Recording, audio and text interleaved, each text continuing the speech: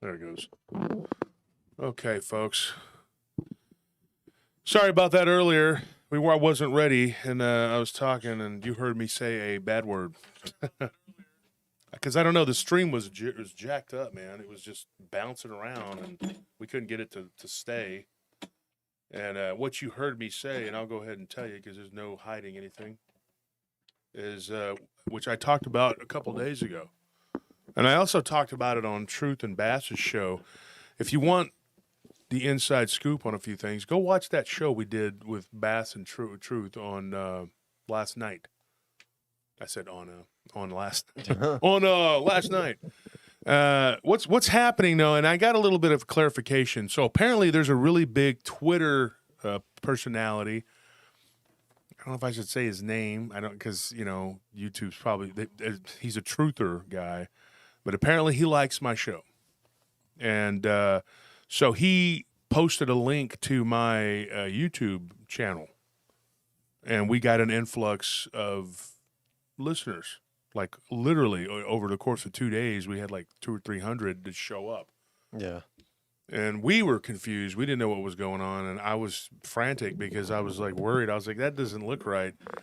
We were at one time growing before this little war that kicked off thanks to AI, thanks to abdominal indigestion, starting this war. And then, Fat Boy over there in the swamp jumping in and everybody jumping in and talking crap and the choke artists and everything else. So what ended up happening, they got exposed for their chicanery and their fakery. And we went to Social Blade and showed everybody, look, there's these channels doing all this stuff. And it's not just them. They're not the only ones that got exposed. There were others. There were a lot. And they were mad. They were like, well, why'd you do this? Why are you doing this? Blah, blah, blah. Like I'm attacking them. I said, it's not our fault if you're not on the up and up. That's on you. So we were concerned about the number of subs that were coming in. But since the thing has kind of died down, our sub number had gone down to, 500 a month or something? And which isn't bad growth, but that's not where we were at. It was like, that's like a little over a quarter of where we were. And what am I playing with this? And so what ended up happening, folks, I'm going to just full disclosure. No, we don't. We're completely transparent. No hiding anything. Okay, and I apologize for the curse word I said earlier, but the darn thing was jumping around. It froze on our end, and we didn't know but we were live or whatever. But no harm, no foul.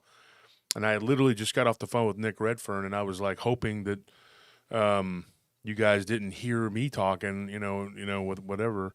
And it's nothing to do with what I said or he said. It's just that I don't want recording someone who's a good friend of mine and putting it out there into the ether because it was about a book he's writing. So I don't think it's right for me to be talking to Nick Redfern and then you guys hear what he has to say when he doesn't know he's on the air. So thank God that didn't happen. Although you guys would have been like, yeah, it's like it's not fair to him. It's not right, to him. So thank God I had to go back and review and make sure. That he wasn't heard on there. So that there wasn't anything from him. And then, but I did say a bad word and I was just sitting there looking at my phone and I saw the screen freezing up and I'm like, what the F, So I apologize for that. I'm trying not to curse, but I get aggravated. And, so that's that. And then the sub count this morning, I woke up and we were at we were 29,469 people, and now we're at 2,430. So I don't know what the heck's going on. We got up to 29,600, but I think after we reported it to YouTube, I think that they went in and looked or whatever. I don't know. Maybe some of it was, I don't know, spam or who knows what. They had told us that once before. And they said didn't they say that was the reason that our sub count went down or something? Because people were spamming it or something? Something was happening. Yeah, like just basically like that. One of the reasons that it can go down is like if you get like just I don't know like if spam accounts are put on your channel, which I didn't even know that was the thing. I mean, like I know that you can buy subs, but I didn't know that that like spam accounts can just sub to your channel. I don't know how that Well, works. yeah, and we know that one individual was spamming. He had like 50 profiles Yeah. on multiple channels. I mean, that guy's just that has to be you. You're committed to that's your life. You know, Yeah. pretending to be different people. Not something I would do because I don't have the time for that. But if I was an unemployed, yokel that didn't do nothing but throw rocks and pretend it's Bigfoot, I think I'd probably, be in a deviant way of mind too, because an idle mind is a devil's workshop. I stand by that. That's a true thing. When you don't have anything better to do with your time, well, guess what? You might fall into some deviancy. I say this, I stand by it. I don't have time for it. I don't know how these people have time to be deviant little turds because I mean I don't. So I can't fathom that. I've been busy since I was young. I've worked 2-3 jobs. I've always had multiple sources of income because that's what you have to do. People act like I just fell into something, they're just like, well, you're lucky. I didn't get lucky. There's no luck. You All make right. your own luck. You make your own luck. I've never been lucky in my life. Luck is a lazy man's cop out. There are different types of people who are fools. Foolish people. Very foolish people. And if you go and you study, research who these people are, you'll see the personality types. I don't fit them. One of the worst is the sluggard. It's in the Bible. The sluggard is somebody who's just their own slothful laziness and lack of motivation destroys the fruits of anything that could be. There's nothing that they'll ever accomplish because they can't get the lead out of their ass, basically. So what those people resort to is destroying and defiling what others build because they're not constructive at all. The only thing they're capable of is destruction through a laziness. There's a couple other personality types too. I'm not going to get into all of them, but if you watch the videos about these things, go and look them up, or read about these. I read about personality types a long time ago when I was young, really young, and you'll recognize it in people you know, but you'll also recognize it in yourself because each one of us has a little bit of that in us to be that way. It's not a good thing. Once we get to 300, we'll start cracking them. But yeah, it's not a good thing to be that way. And a lot of people, they don't accept that they're that way. The first thing you can do, the best thing you can do for each and everybody listening, and I do this, okay, is to check yourself. Check yourself. Start off with yourself, and before you can pass judgment or look at anyone else, ask yourself, do I have those traits in me? Am I a lazy sluggard? Am I a person who doesn't, who's foolish and thinks that he's wise and thinks that he knows everything? That's the person that doesn't take any advice because they already know everything. I know somebody very close to me who's like that, and he's just a pain in the ass because he thinks he knows everything. He won't even watch a show because he's already knows everything. By the time he was in high school, he had already learned everything. He's the most interesting man in the world. From Dos Equis. He's more interesting than that guy. Try to give him advice, and teachers try to give him advice. No, he's not learning. Everything he needs to know, he already learned it the minute he was born. I'm not going to say his name, but he's a pain in the ass. I'm related to him. And unfortunately, he's just a person you can't get through. And that person, I don't know how he's ever going to get where he needs to be because I'm stupid to him. I'm a stupid guy. If you can believe that. To him, I'm not smart. I got a couple cousins like that too that are very, they know everything. You're not going to teach them anything because who are you to teach me something? I already know everything. But, and I've been dealing with this for years. Thank you for that donation. Robbie says, hope you all had a great turkey day. We did. We had a couple of them. But anyway, you got to look at yourself and you got to think, hey, am I this guy? Am I that girl? Am I that person? Am I the person that doesn't listen, that doesn't learn, who refuses to open their mind to learn? Or am I a sluggard? Am I a person that's just unmotivated and slothful? It's not good to be a fool. There's different types. And not all fools are actually in the truest sense of stupid. Some of them are very clever, but they're stuck in whatever they are. They're not going to grow. They're not going to learn. And we all have a little bit of that in us. Being stubborn is a very bad trait. Stubbornness, stiff neck, that's not a good way to be. You know, like Bruce Lee said, be like water, flow. I have to learn. I learn something every day. I learn something every day. I make it a point to try to learn something every day. If I don't do it, I feel like my day isn't fulfilled. We should all do that. People always ask me how I learn so many things, how I know so much about this and about that. It's because I never stop learning. Life has been one big education for me. Self-education. And just, constantly learning different subjects. Sometimes things I didn't even think I was interested in, I'd start looking at it and go, this is very interesting. I've always been a very curious person. Like how do things work? I want to know. I used to watch that show. You remember that show? How things work? Oh yeah. Yeah. I used to love that show, How It's Made. How It's Made. That's what it's called. That was a great show. Yeah, and it would just show you things that you had never seen before, and it's like you're flipping through the channels, and it was always on at the time where nothing else was on, so it was perfect. Yeah. You're like, there's nothing else on. Well, TLC used to be really good. Yeah, they had a show called The Conquistadors on TLC. Yeah. And I've never been able to find it, ever. I went on to Amazon and I ordered some DVDs I thought was it, and they weren't it. It was just some... I was gonna say, because you have the DVDs in that book. They're not. That's not them. But there was a show they showed, and I guess it was too educational. People learned stuff, so yeah, they had to take it off. Or they didn't make them look bad enough. Didn't romanticize the human sacrificers. Yeah, they didn't make them look good enough to be. So Conquistadors bad, which they're not. They weren't the good guys. I can tell you that. But they weren't as dark and evil as everybody portrays them. In comparison to some of the people they were fighting, they weren't cutting out hearts. And then the nerve of people to say, oh, well, that's all propaganda. No, it wasn't. In fact, one of my friends, what? Oh, no, I was just going to say real quick that the Aztecs and other Mesoamerican, like indigenous cultures, they depicted themselves in their own artwork doing the things that the Spaniards said they were doing. So it's just stupid to say, oh, it's Spanish propaganda.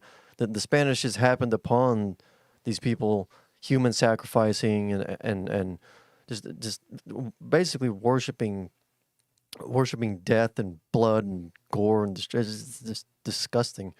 But they show it. They show themselves doing these things in their own recorded history. So it's just stupid to say that. Yeah. Well, it's just a lack of,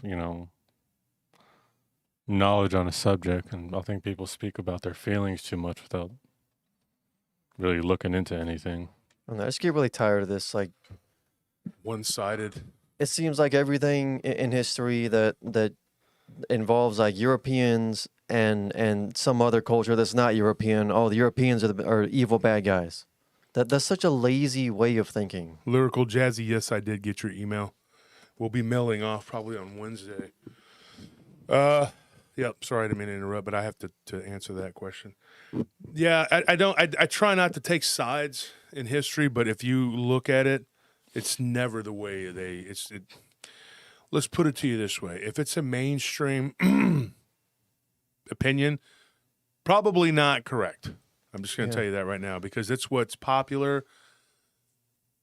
I know somebody who works in the media, and I argue with him sometimes. And I'm going to say we're friends. That's stretching it. We're acquaintances who know one another, and I'll tease him sometimes because he works lockstep with the media. And he downplays the role they have in society. He goes, well, we just mirror what people want. I said, no, you make what people want. You make them want that. Then you sit back and say, and it's not just him, he's just a part of the machine. His name's Jason. And I said, Jason, you and your cohorts, you make things the way they are. And then you go, oh, that's what they want. Well, they want that because you've conditioned them to want that. If you feed somebody the same food every day, they know that is their meal. then they're going to want that because they're hungry. You give them an alternative, and they're going to be like, "Whoa, what is this?" Which is happening now because you have different outlets for media. You have YouTube, you have Twitch, you have Rumble, you have Spotify, you have all these different platforms to choose from. Tubi, right? All these different Amazon Prime, whatever. It's not all just these major networks who've held sway for decades and decades and decades and just dominated everybody. And then they shaped our reality. They shaped the opinions. They used the news as a weapon, as a tool. And they all work together. And they tell you, this is what's cool, this is what's good, this is what you want. And then they said, we're only just giving them what they want. Well, you made it that way.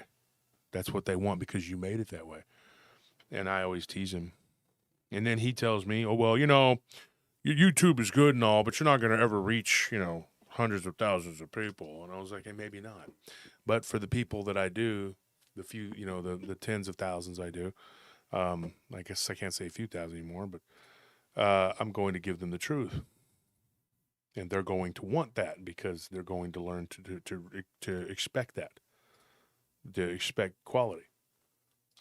So anyways, we figured out what was going on, I think, with the numbers on our YouTube. So I'm not as concerned.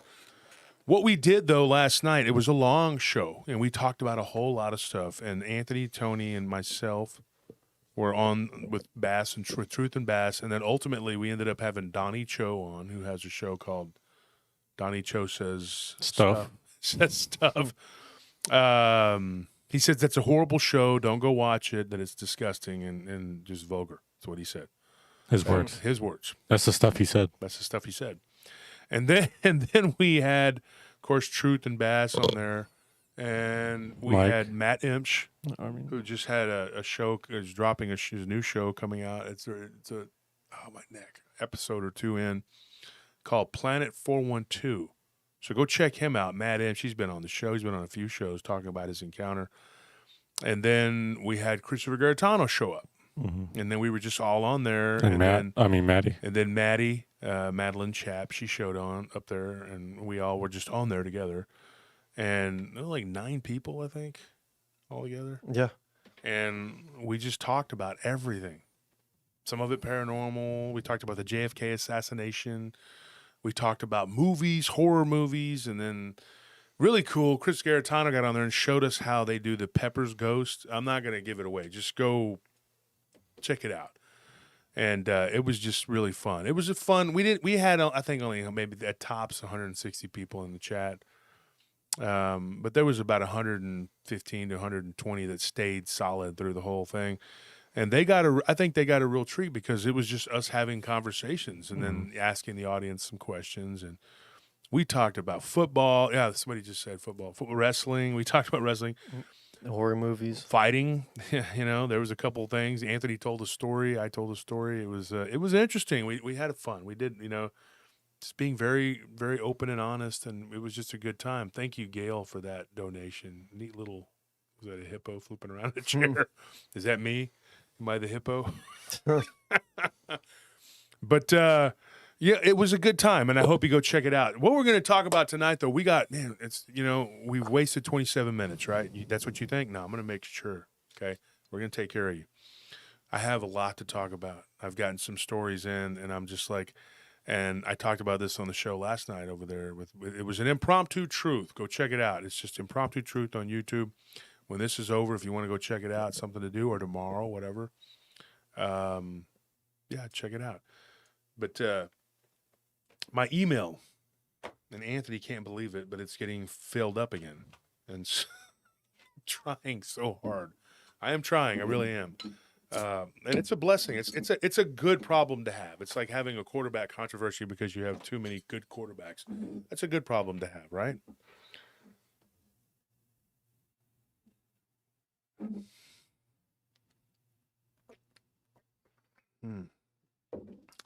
So, what we have tonight, where do we start? So the title says Werewolves reptilians and ghosts. I'm going to let you guys decide which one you want to start with. Kate Hunter, thank you for that donation. I appreciate it. I really appreciate it. Where do we start? It's up to you, the audience. Let's see if we get 10 votes of one. Whoever gets to the 10 votes first, we'll start with that one. We want robots. Hey, you know what? You might get some robots because it happens.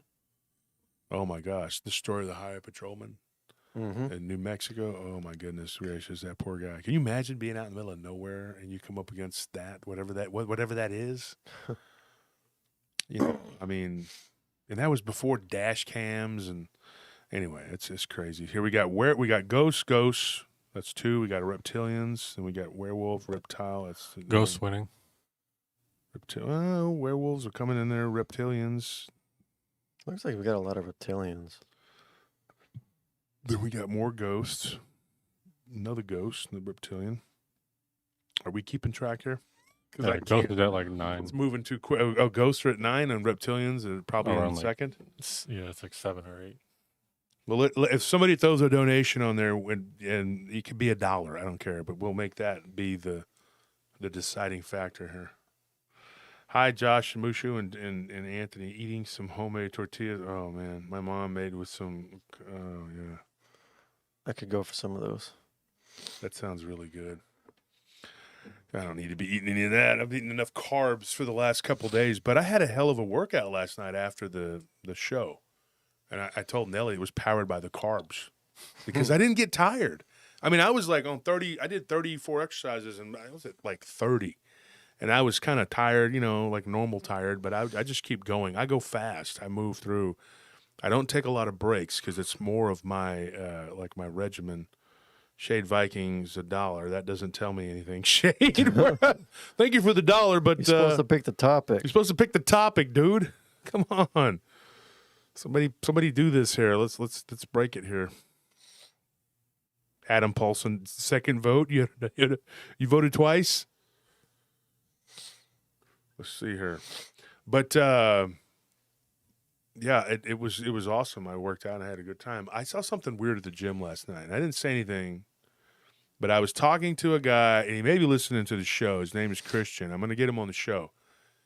He saw something when he was a kid, and it was creepy. It was a ghost of a boy, but the eyes were blacked out. I mean, it was, and he was telling me this story.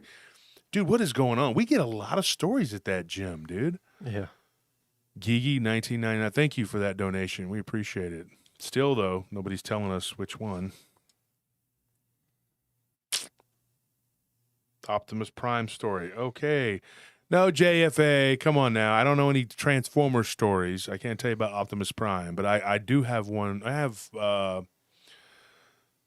probably enough to do an episode on something. There we go. Reptilians. There we go. So we've figured it out. We're going to do Reptilians.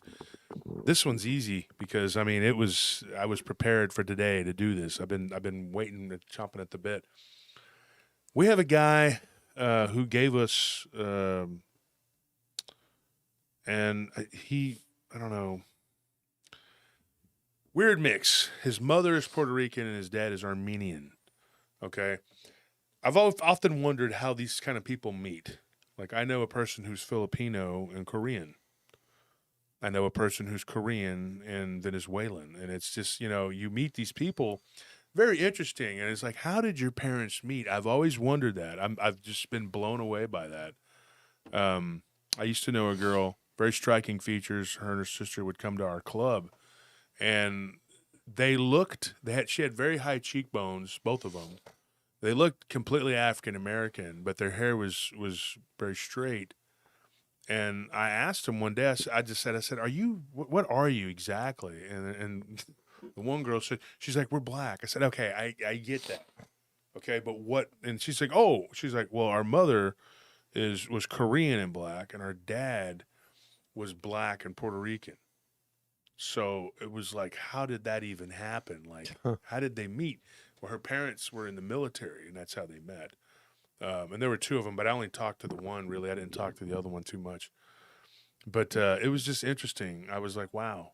And then I knew a girl that used to come in there who was Japanese and Italian, and then her boyfriend was he was Costa Rican and Nigerian, which was Huh. really weird. His mother was a Nigerian; she was a nurse, and her dad was a patient, Hmm. and and that's how they met. So then you got these weird mixes of people. It's fascinating to me, these different cultures. And my friend, like a couple of my really good friends, like Matt Imps, a lot of people don't know Matt Imps is half Lebanese. He's Lebanese. They don't realize that. And then Arash, he's half Persian. Of course, I'm half Hispanic, half white, Caucasian, whatever. But it's really weird. It's interesting how people these cultures come together. So this guy, he's Armenian. Being Armenian now, his dad, and I'm not going to say it's a stereotype, but his dad was involved in some things. Back in the day, I knew some Armenians, and you didn't want to mess with them, let's put it that way. And there were a couple of my friends who were really good friends with him. There was a Jordanian guy I used to know, and he hung out with this Armenian guy. The Armenian guy, I used to call him Sif. There's a nickname behind. There's behind that. It's a joke, but it's meta. You won't. It's inside joke. But I knew him very well. I knew several of them, and we all used to run around and hang out. And so Sif got in touch with me, and he says, "I heard you have a show," because my friend Bandar, who's a Lebanese guy, or not Bandar, Jamie, he's Lebanese. He's actually a Christian Lebanese, and that's a different type. It's a Maronite. And he was giving me some really weird stories about the Levant, and in particular Baalbek, which we're going to do a show on. We're going to do a show on Baalbek. Thank you for that membership. And Lolo, we really appreciate it. We really do. Thank you so much. You make it worthwhile to come in. Good listeners, good people. And so this person gives me a story, and I hadn't heard from him in forever, and he messages me on Instagram. And he's like 40, almost, he's pushing 40. So he's younger than me. But he's got long hair. He just looks great, and he's like sitting there on a boat or standing on a boat. It looks like he's about to jump in the water. And so I was like, "What is that? Where are you at?" And he's like, "That's in Bermuda, like he's off the coast, you know." And I said, "Oh, like the triangle." So I kind of joked. I said, "Yeah." And then I messaged to him. I said, "This was back in the summer." I said, "I have a show. You know, we should if anything weird happens, let me know." So since then, he started looking into my show, and he says, "Yeah."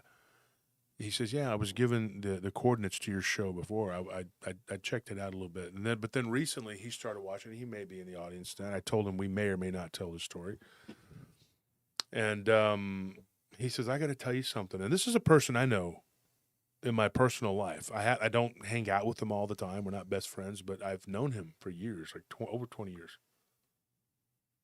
And so Jamie had told him some interesting stuff. Now, Jamie's another one. He's half Lebanese, half Hispanic. That's another weird mix. And he asked me 2 days ago, or a day after Thanksgiving, which was what, 2 days ago? I can't believe this weekend's weird. It's a Thanksgiving weekend. And he said, "Did he reach out? Did Sif reach out to you?" I said, "Yeah, he did." And he's like, "What do you think of his story?" And I said, "Well, I think it's pretty it's pretty crazy. When he was a child, okay, thank you for that donation. It says, what's up, PRT? What's up with you, Nicholas? We appreciate it." He told me some crazy story. He says, "Look, when I was a child, I went to New York with my dad regularly." He said, "My dad, which is no secret to me, his dad's deceased, but his dad was a nice guy. Okay, Uh-huh. he was a good fella. Let's put it that way. He was a good Oh. fella. I liked him a lot. He was a good guy, and I knew his dad. Now, his dad was already older when I knew, and a lot of people looked up to him and revered him. And he had a place in Houston, and I had to go there a couple times. And his bodyguards, let me tell you something. You didn't want to move wrong around these people. When I was a young guy coming up and I was full of piss and vinegar, I thought, I'm just going to make my presence felt. These people, they didn't play around. They didn't hurt me or try to hurt me or anything. I stood my ground, but I thought, these people, they're serious, right? They're very serious. They didn't laugh and joke around. They took their job very seriously. And I met him at a particular club there in Houston, and he was very friendly. And he would tell the bodyguards like, "Hey, come on, leave, go, stop being so abrasive, And he always treated me with respect. And on his turf, he could have been a real jerk, and he wasn't. And so Sif and me became really good friends. And his brother, we had another brother that I called Angus. That's not his real name either. I just called him that because we would tease his younger brother. And they had a really weird thing happen. Not only was the club that they worked at, it was haunted. And I thought that that's what his story was going to be about. He goes, no, it's not about the ghost in there in that building. Because a couple of my friends back in the day experienced something there that was really weird. I said, is this the thing, with I think it was Loki and Squid or something? He says, no, it wasn't that. He's like, no. This was when I was a kid. He said, I was 10 years old.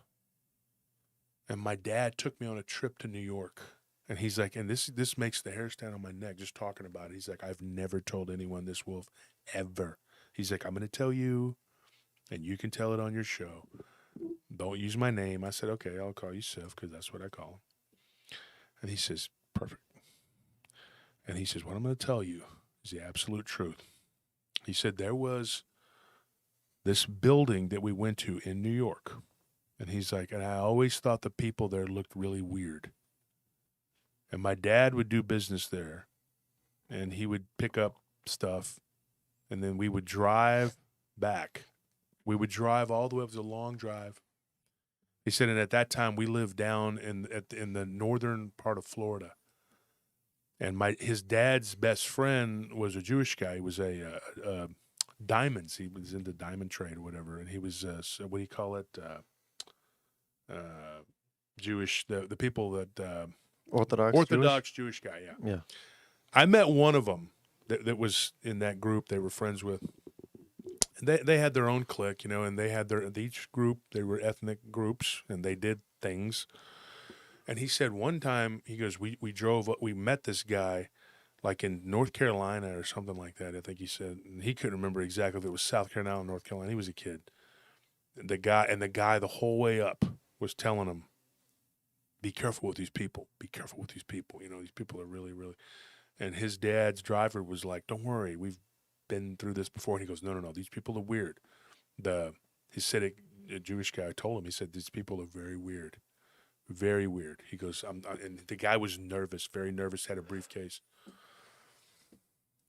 So they get to New York. They get up there. They go and they park into this garage, and they have to sit there and wait. Then these two big guys on either side come and they open the doors. They take the briefcases, and then they walk, and then they're behind them. People are in front and behind. He said he turned around, he looked back, and he sees this big guy that's not even looking at him, just walking straight ahead. The thing that really struck him as odd to begin with was that all four of them. There were two in the front and two on the back, and they kind of were on the outside of the little group he was with. And there were four guys, with them. He said these guys were huge, big people. And they were all the same size. He's like, they were all uniform. Everybody. You go into the building and from the parking garage, and there's a guy standing there, like with his hands down, and he's like kind of like he goes and he pushes the button for the elevator, very robotic, like, They were all big guys. He said not one of them less than 400 pounds, could not have been. Dang. And they were all about 6'5", 6'6", And he was like, how did they get so many big guys, to be in the same size, And he said that it was very odd. And he said he was in the elevator and he was looking. There was like a mirrored elevator, whatever. And he was staring at one of them, and one of them was like moving his face. And he said that he saw his face, the skin on his face looked like it went up and down. And when he was adjusting whatever on his face, he said adjusting his skin, that the guy looked at him and just kind of like stared at him like menacingly, And so he just kind of stared at him through the mirrored elevator and then looked away. And he said, I was just sitting there and I was like, okay, this guy I just made eye contact with this guy. So they go into this other room and he says, sit here. And they sat him there, and he goes to meet this guy. This guy comes out. He's wearing a blue suit. He remembers that. He shakes his dad's hand, and they go inside, and they start talking business. There was another kid there that he would sometimes play with, and this was the first time that he had gone there. And he said, my dad said we're going to go on a trip, blah, blah, blah. And his dad was fearless. He wasn't. I knew the guy too. He wasn't afraid of anything. I don't remember this guy ever balking at anything. So I guess he trusted his bodyguards to watch him. So him and this other kid, who was the big dog in that building, he had a son, right? And he said, so this guy, he has a kid. He comes out. Now this guy that was in charge over there, he was Kurdish. I don't know if you know what that is. That's another race of people from the Levant. They're not Arabs. They're not Berber. They're not Persians. They're Kurdish. It's a totally different thing. They're not Armenians. But he said that they started playing. He said they went into a room and they were like messing with Legos. He said, and then the kid says, "Hey, let's go have some fun." And he's like, "Okay.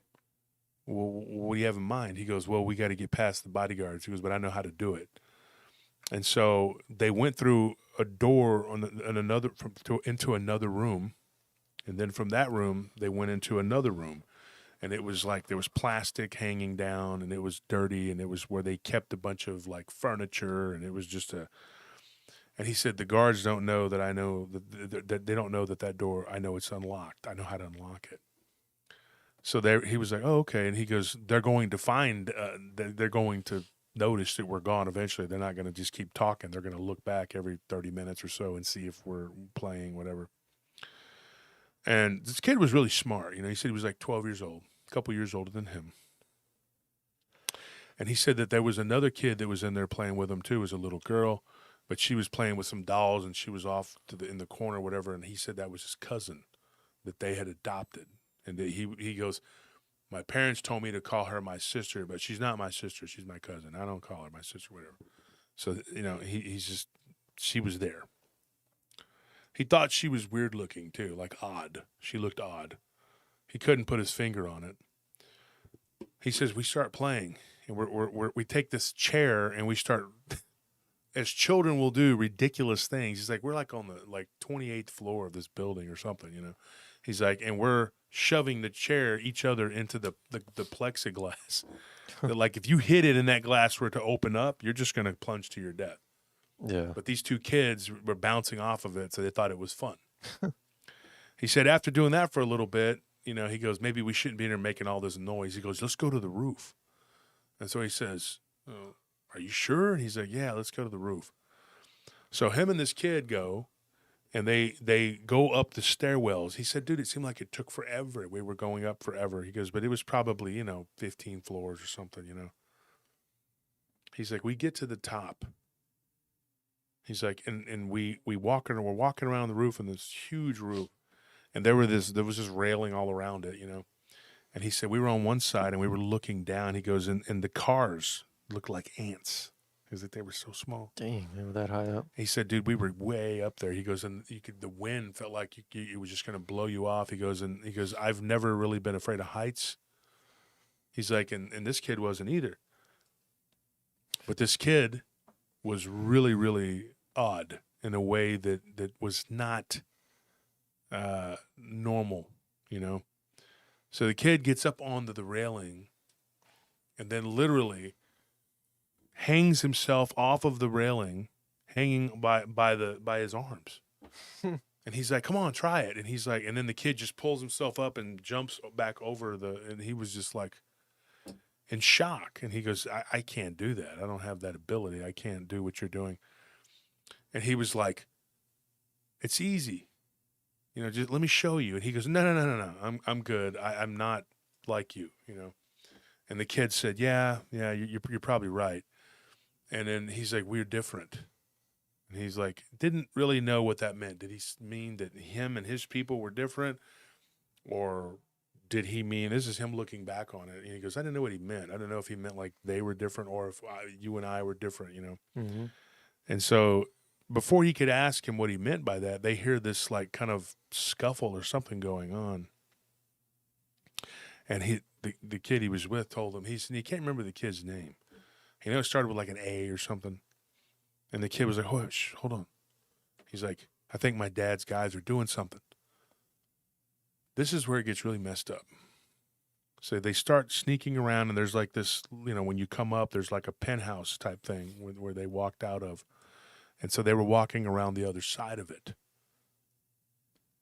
When they get within view of these men, what they see is definitely not something they should have seen, but it wasn't natural at all. One of them looked human. I'll just say that. The other one looked like a lizard. The one that looked like a lizard was wearing a suit like a human being, but part of his hand was ripped, like his skin was ripped off, and he could see green, just like a lizard, right? His face was iguana-like, as he said. He's like, dude, and it had a ridge on the top of its head and everything. He said it was weird looking. He goes, I didn't know what I was looking at. He's like, I was a child. I was a little kid. I didn't know what the heck I was staring at. He's like, and I'm looking at this, and I'm going like, what is this? And his friend that he had made, you know, he said, shh. He goes, don't move. He goes, don't move. And he gets down. He's like, they lay down on their stomachs, and they're watching, and they're dealing with a person, and this person is kind of struggling. And the lizard-looking one, the other one was holding his feet, like punched into this guy's chest, and the guy head just kind of dropped like that. Now it gets kind of gruesome here, and if you don't want to hear it, I understand. I don't want to get anybody that doesn't have a strong stomach, but this reptilian, 6'6", huge hulking guy, began to dismember this individual. And he was eating part of him.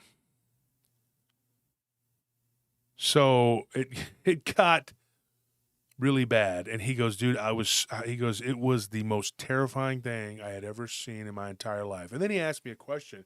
He's like, Wolf. He calls me Wolf. He doesn't call me Josh at all. In fact, my friends from the old days, they tease me. They're like, hey, Big Josh. Because people haven't called me Wolf. You didn't call me Josh, Anthony. Yeah. You didn't, Tony. Nobody ever called me Josh. My parents didn't even call me that. It's like, it was a resurgence of my name in the last several years because of the show, and then, you know, being on this other show. I had to get used to being called Josh Turner again. But these guys from the old days, they call me Wolf. And he goes, Wolf. He goes, you remember I told you one time when we were at my dad's bar? He's like, you remember I told you nothing can scare me because I had seen something that set the tone for my whole life. I said, yeah, I remember, but you never told me what it was. And he said, that was it. It was this traumatic experience. He goes, I had nightmares for years. And who wouldn't? You're 10 years old and you witness something you're not supposed to be witnessing. The one that still looked human, he stopped the guy and he says, hey, he says, we're not here to eat. He's like, we got to get rid of this. And so they just took, you know, the pieces, whatever, and were stuffing it in a bag. And then they tied it up and they threw it down, like just straight down. After they did this, they took off into the penthouse and they were gone. These two went and hid, and then they ran back over there to look. And, of course, there's blood. And they look down, and they see this big trash, these two big trash cans or whatever, and you could just see that they had just dropped it straight down, you know. And he said, dude, it was the most disturbing thing I'd ever seen in my life. He's like, I was sick. He goes, I went and I vomited. He's like, and, you know, I was just grossed out. And he goes, the kid that I was with was shaking. He was scared. But this child told him, he said, this isn't the first time I've seen this before. I've seen this. And he said that one time he saw one of these, what he called the lizard men, this kid. He told him, he's like, I call them the lizard men. He's like, they work for my dad. And he said that he saw one of them literally get into a fight with another big guy, whatever, and he saw him tear something out of his chest, which he thinks was his heart. And he said, dude, it was terrible. He's like, I witnessed this. And he goes, and my dad came out screaming and yelling, and one of my dad's bodyguards grabbed me and covered my eyes. And they were fighting, and it was in the parking garage. And my dad was infuriated because they were doing it in front of everybody. I asked Sif, I said, Sif, do you know if this kid you were playing with, was he one of them? Was he like that? And he says, I don't know. He's like, I really don't know. He did say something else, though. He told me, he says, you remember one time I was hanging out with you and Squid and Diablo, and I don't know if D, if you're in the chat, if D's in here. I know he probably remembers this. Get Scorpion D in here. I know they're somewhere. But it was me and my friend Squid and Arash, I believe, and maybe Willie, and I know that Scorpion was probably there. There were several of us. And we were hanging out, and they all know Sif. And Sif said something to us. He said, you remember one time I told you, he's like, I was in Atlantic City. He goes, and I was with a couple of my friends, you know, and it was a place that my dad and them would hang out. A lot of gangsters hang out in Atlantic City. It's just the truth. Never been there, but been to Vegas, and then, you know, and I know how it goes. I worked in Vegas for a short time, I know. Weird thing happened to him. He was shooting dice, really hot. And as he started to cool off, he went and he sat at the poker table playing blackjack. I mean, I like blackjack. He was playing blackjack, and he said that this pit boss came up to him and says, hey, I think you've had enough today. And he says, what do you mean? He goes, well, he's like, I think you've had enough, and I think you and your friends should probably leave this hotel. And he was kind of taken aback by that. And he said, my boss told me to give you that message. He's like, do what you want with it. And he turns around and walks off, and he's like, what the freaking heck is going on here? What in the freaking heck did we do? Now, he told us this story, but I thought it was odd. He said, as we're going back up to we go to the elevator, and he goes, I'm telling my friends, he's like, he was with a guy named Andy that I've known for years too. And he's like, should we leave? He goes, well, I don't know, man. And this guy's telling us we should go. They get up to their room. It's already been ransacked. Totally ransacked. And he said that this guy is sitting on the bed, and he's got his legs crossed, and they walk in, and he's got black gloves on, and he stands up, and he says, walks straight over to him, really tall, about 6'7", big guy, but not big like those guys he remembers in New York, just a tall, lanky, but big guy. And he says he comes up to him, and he's like, I don't want to see you guys in this hotel or anywhere in Atlantic City ever again. He goes, there's under new management. You tell your dad that you're not welcome here. He's like, and he'll know. He's like, look at my eyes. And when they looked in his eyes did the slitted up thing. And he's like, your dad will know what that means. Go tell him. He's like, no, bye-bye. And he goes, and whatever you have of value, I took it. And he's like, well, I had a necklace that came from Armenia. It was like from a family heirloom. He said, can I have that necklace back? And he puts it in his hand in his pocket. He pulls it out and he goes, you mean this? He's like, no, it's mine. And so he was just like, he goes, I was so mad. He goes, I had my hand in my pocket and I had a switchblade and I thought about just pulling it out. Now, this is the kind of guy, he's probably used it before, and I'm not joking. He turns around, there's two more guys standing behind him. Yeah, Madeline said Fremont Street. Yeah. Binions. Yeah. There's a lot of weird stuff there in Vegas, Yeah. I was running around there in the mid-'90s. Yeah, there was a lot of weird stories and things that people would talk about, stuff happening there. 6th Street's the same way, though, in Austin. A lot of weird stuff. Just international people coming and going. It's just all hours of the day and night. But you got to be tough if you're going to play around in places like that. So he turns around, he sees these other two big guys, and they're standing there, and they're just like, oh, he's like, okay. So him and his two friends left. He's like, he doesn't know what they were looking for. He thought maybe they might have thought they had something like money or something, whatever. Or maybe he thought they were maybe dealing. He said, we weren't there to do anything but just have fun. He goes, and we had always gone there. And he's like, my dad's friend. He goes, I refer to him as uncle. He was my dad's friend. But apparently there was new management. So he's like from on a Friday, he's like, this happened on a Sunday, and we're told to leave. He gets back to Houston. He tells his dad, this is what happened. And his dad was like, okay. And he's like, does that mean anything to you? And his dad was like, yeah, I get it. I know. Weird thing. He told us that, but he had never told me the story about when he was a child. But we were hanging out, downtown at my friend's club. And it was a pretty rough place, too. It was called La Boom. And it was, the boom stands for punches because it was always somebody fighting in there. It wasn't always me.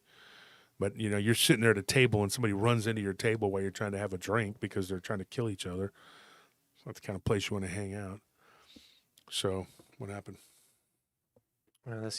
Our camera might cut in and out. It says it's overheating. I don't know why. Overheating? Let's just continue. Okay. So, what ended up happening, we ended up getting interrupted, and he never got to tell me the whole story. And he's like, one of these days I'll tell you that story, and then he never did. And I had no idea that it was that intense, that something like that had happened to him as a 10-year-old child. So, a really weird story. Over the years too, I had asked him about that story with the slitted eyes or whatever, and I had asked him if he'd ever seen anything like that before. And I remember one other time him saying yes, he had. Now here's another thing. After he told me this story, he goes, my cousin, well, not really his cousin. They all call each other cousin and uncle and stuff like that. They all do that. It doesn't mean that they're really related. Lebanese do that too. So do the Albanians and the Greeks and the Italians and the Russians. They all do that. Oh, it's Uncle so-and-so, or it's this or that. I've dealt with all of them, and I know how they do. And they all have godfathers and things like that, and godchildren. Thank you for that. But really, this story, he said, dude, he goes, that's a messed up story that happened to me. He's like, but my cousin, and I call him Ollie. He's like, Ollie can tell you. And Ollie is a very colorful person too. Known him for years, but not as long as I knew Sif, but I met him probably a few years after. And he told me, he says, you can talk to him. He's got a story to tell. And this one happened when he went to the United Arab Emirates, UAE. And he was at a party get together, and he was hanging out with some people there was a couple of Syrian guys that were there, and they were talking to him about some girls that they had messed around with, whatever. And they said that they knew an actual lizard person. Now, this came about because Ali and him were talking one day, and they were downtown, and they were discussing the possibility of aliens. So Ali told his story, and then he told his story, and then they were like, whoa, that's weird. Both of them had a reptilian experience, and this was his reptilian experience. But hold on one second. Let me take a quick break. Is this working? I don't know. We'll find out. It's got like a little, I don't know, like a thermometer icon on it. It might over. I don't know why. This is the only one that does it. Hang on. You mess with the cables here. It's cold in here too, so I don't know why it's overheating. I mean, I'm assuming that's what it means.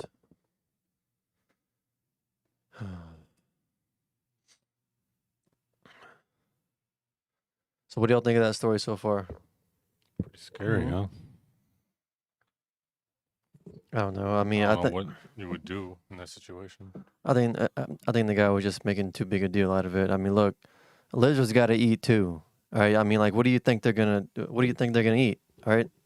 Oh no, that's not the part I was You scared got to about. eat. I mean, you're gonna eat the occasional person. I mean, like, why judge like that? You know. But 15 flights Maybe of he was stairs. maybe he was a nice guy. Maybe he was a nice guy. Version, like their version, their reptilian version of a nice guy. You know. I mean, he never talked to that guy. He never shook his hand and said, "Hey, how are you, sir?" You're just doing Look, a I'm just job. saying. All right. Seem like a very busy man. They got to eat too. What am I not supposed to eat over here? Yeah. Yeah. So here's the thing. They were in the UAE, and of course, if anybody's ever been there, it is like I don't even, it's like a magical world. Okay, they have made something over there that was just I don't know what it is. It's just it's like they've tried to create a paradise in the middle of nowhere, but Vegas did that. But Vegas had water underneath there. There's actually an underground lake, river, whatever. This place has nothing, so they say that they use desalinization. But I've heard a lot of people say that work there and that live there. I know a lot of people who've been there and hang out there pretty regularly. They say it's all fake. Yeah, like the UAE, Dubai, like those places are kind of like Pyongyang in North Korea. Like it looks nice, but it's all a farce. Yeah, that's what I heard. And so I don't know. If you go there, though. I mean, it's unlike Pyongyang, you're not going to go there. But if you go to the UAE, they have it set up to where the tourists, like you have the time of your life. But it's So what this guy was talking about, what he had told Sif was that he had gone to the UAE and was partying with these guys. He met these two Syrian guys there, and they were hanging out. And they had a really crazy story to tell him. One of them was talking to a female. He says, "We know this girl. She lives here in the UAE. She works here." He's like, "And for the right price," he's like, "she'll show you her face." And he was like, "What does that mean?" And he goes, "Oh, trust me, it's weird." He's like, he goes, and it's for like $1,000,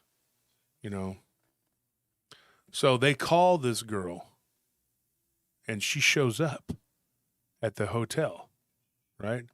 Now, I don't know what her profession was. I'm not here to judge. I didn't ask that. It's not my business. I could maybe think something, He's like, she shows up. She's a very beautiful girl, nice tan skin.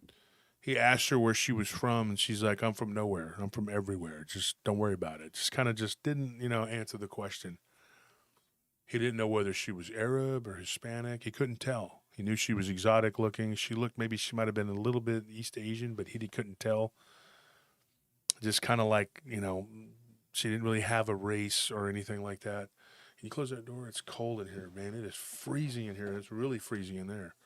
So it was just like, it was so bizarre to him. And he was like, and of course he's there with his brother too. He's not by himself. He's not just hanging out with two people he don't know, whatever. And she gets there, and they're like, "Hey, we want the special." And she's like, "Oh, okay." He thought it was going to be some kind of weird, whatever. And it wasn't what he thought it was. He said, this person literally morphed before my eyes. He's like, dude, her face changed and turned into a lizard-looking creature. Now, still very effeminate looking. It didn't look like a big, bulky, lizardy-looking dude. She just looked kind of like you would imagine somebody that we've heard stories of hybrids. Mm. She looked like that. And then she changed back. And he was like, "What did I just witness?" He thought, so he asked her, he's like, "Are you an alien?" And she's like, "Kinda." Well, kinda is not really an answer. Kinda just means that maybe I am, maybe I'm not. I don't know. He kind of got snapped on by her, and she's like, "You ask a lot of questions that you don't need to be asking." And then she took the money and she left. And he was like, he goes, I don't know whether I feel like I just got ripped off or if I just saw something, that was epic. He goes, I don't know what. He goes, I was feeling all these weird emotions. I didn't know how to feel. And those two guys, they were like, see, we told you. And then one of those guys worked there in UAE, and the other guy was his cousin or friend, whatever. And he says, so I stayed in touch with these guys. And one of them, the other guy, was a Syrian, but he lived here in the States. And he said, I was down in Houston, which is where these guys all hang out and stuff. They're all from Houston. That's how I know them. And they used to come to Austin all the time because some of their friends are here. And he said, he goes, something happened to the guy that was living there. He just went missing. And that was it. Like 2 weeks later, he goes, but it was like he didn't talk to that friend for about almost a year. And he said the guy comes to the States and he walks into my friend's club. And he said, man, because, and I'll be honest, Houston is it's where a lot of the docks, you know what I mean? It's a port. So a lot of stuff comes and goes, and that's why they're there. That's pretty much it. The reason they're here in Austin is because we're the crossroads between, all these different cities. It's like a hub. But anyways, he tells his friend, he's like, whatever happened to your buddy, over there in UAE, I was thinking about going back over there. He goes, don't. He's like, he went missing 2 weeks after that thing with that girl. And he's like, oh, the thing with the girl being, she came into the room. And she had a friend with her, too. There was like a guy there watching her, And they suspected that he was probably something, too. But to witness that and to see someone change, like, it was like 20 years ago, But pretty messed up, pretty epic thing that happened. And I thanks Sif, thank you for telling me that story, and I would not have known, the other story. But that's, so you kind of go down this rabbit hole with this whole thing, and they mentioned someone else that we knew back in the day that had a story very similar. This story, though, wasn't, I don't want to say that this is a reptilian story because I don't know what it was. And it just kind of goes into this one. What this, in this story here is, I had heard this one before, but I did not know the details of it. And I had been waiting to talk to this person. And this person was overseas. They were living in France. And so they came back recently, or they had said that they were going to come back for Thanksgiving. His mother's an American. She's Arab American, and his dad's actually French. But he said, when I come back to see because it's funny because his mom lives here.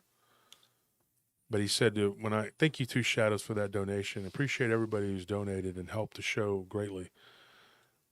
And he said, dude, it's one of those things where I wanted to talk about this, but I don't want people to think I was crazy. And so, I don't know. I reached out and I finally got to have a conversation with him, however brief. And then he messaged me his encounter. He says, look, I'll message it to you. I'll get it to you. This is what he told me. And I know this person too. We're not like best friends or that close, whatever. But he's friends of ours from the old days. We knew him. And he said when he was a kid, okay, this happened when he was overseas. He's like, I was in France with my dad's family, and we stayed at this little chateau out in the middle of nowhere in southern France. He's like, one of the things I remember about this place is that we were playing in a wine cellar, and I put my hand into a black widow web, and the thing crawled on my hand, and I just flung it, and we didn't know where it went. He's like, that was the most, He goes, I remember that like it was yesterday. He's like, that was the first time they had gone there. And he said that they went back a couple more times.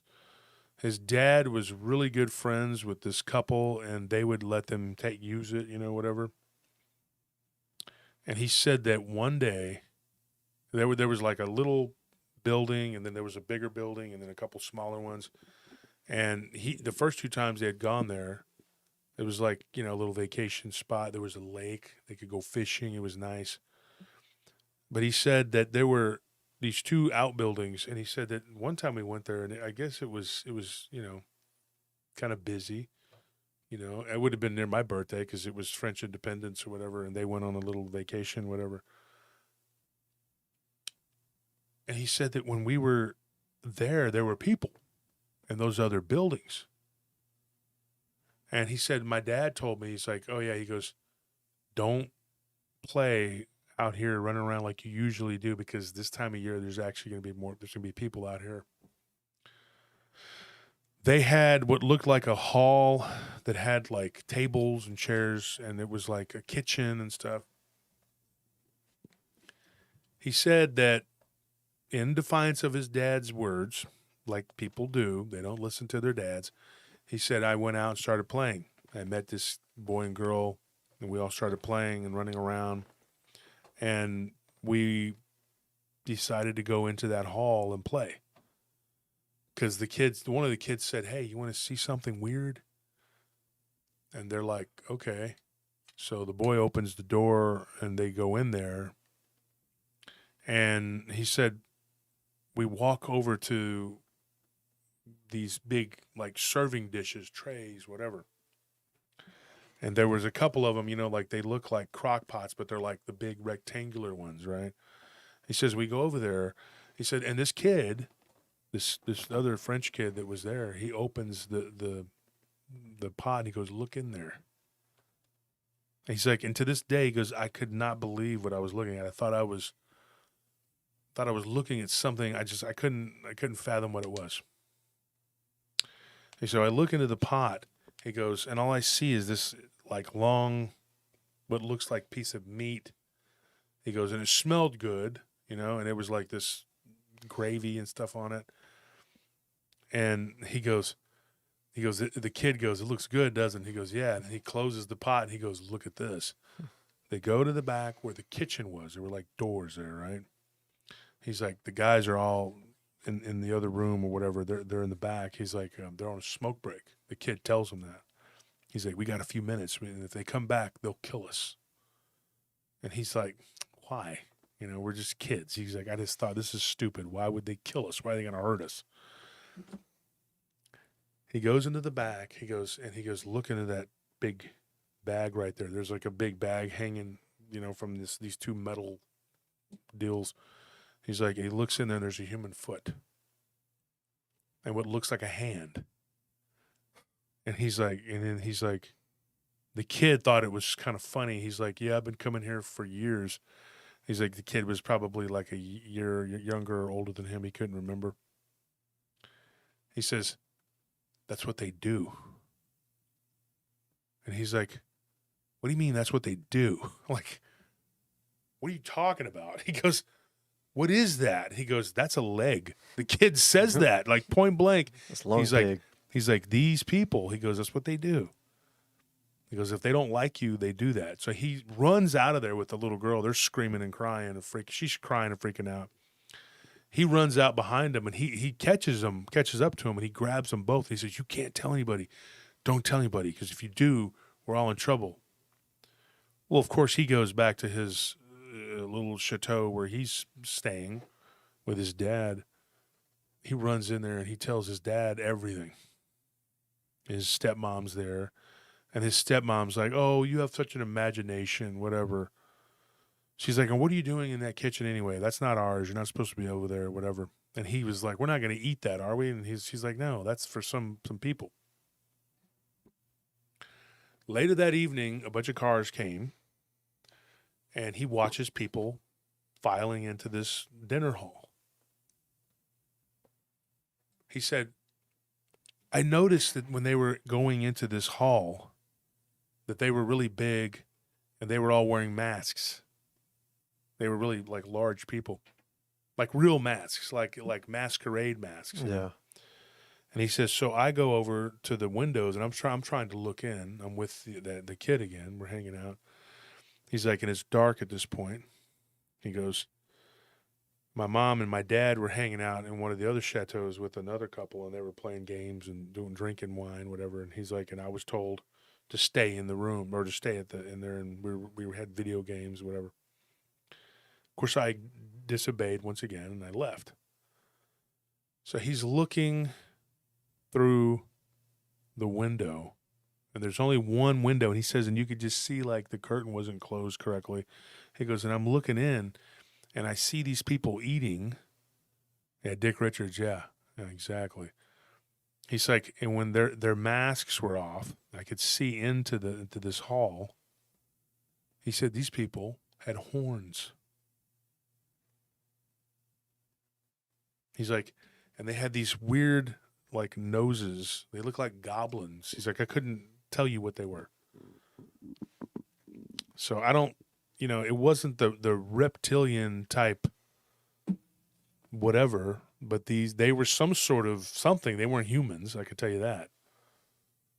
And so he gets freaked out. He runs, and he's just frantic. He tells his parents, hey, man, we need to get out of here, blah, blah, blah. When he starts telling them this, he's saying it in front of this other couple. The other couple were the parents of the little girl. She's there, and they say, Shell, I guess that's her name, whatever. Shell, like, come here. Tell this young boy what is going on. What is wrong with you, boy? And they slap him. No, I'm just kidding. That's my French accent. That's a horrible French accent. But she's like, tell him what you saw today. And she tells him. This couple, he says, I remember the guy reaching over and grabbing my dad's wrist and saying, I suggest you don't say anything. We know these people. And they're cool as long as you're basically told them, as long as you're not on their radar, you're fine. And his dad was like, you mean this is real? And they were like, oh yeah. His exact words to his dad were, they've been here a lot longer than we have. We're guests here. This is theirs. This is their place. And they packed up and they drove out of there so fast. And there was a car that followed them for well, they say kilometers, but miles until they were back in the city. And he said that his dad started getting weird phone calls and looked really stressed and nervous for the next couple months. And then they moved back to the States. And they were in the States for about 6 years. And his dad moved back when him and his stepmom divorced. He's still friends with his stepmother. She lives here in the States. And, of course, his mother lives here. But I asked him. I said, what do you, and I couldn't get more anything out of what he was a child, he was a child. I said, what do you think they were? If you had to say something, he's like, I don't know. He's like, after years of pop culture, he goes, I don't know. He goes, I think there was some sort of like demons or something, like, like monsters. I don't know. He's like, they had little horns on their heads. I said, all of them, every one of them? He goes, no, just some of them. Some of them didn't. He goes, but I think the men did, like, for what he remembers. So I don't know what that was. And I couldn't tell you. I just know what they told me. And even they themselves, the people that told me these stories, don't really know what these things are. But it definitely puts in perspective, like, this world that we live in. It's not what we think it is.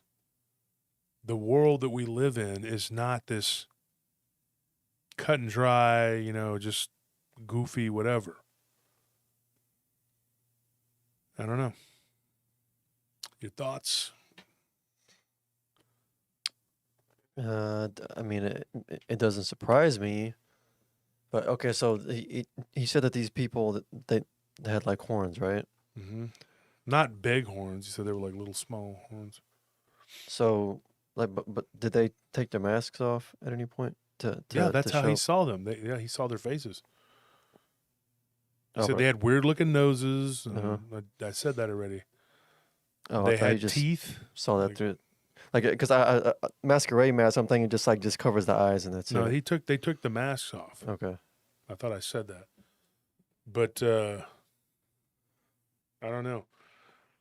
You know, and you gotta remember, like these are people who are telling us these stories. Is that this happened to them? This happened to these people, and a lot of times, I mean, if you look at these stories too, we here in America, we kind of live in a bubble, and I say that I know because I know a lot of people from y'all know this.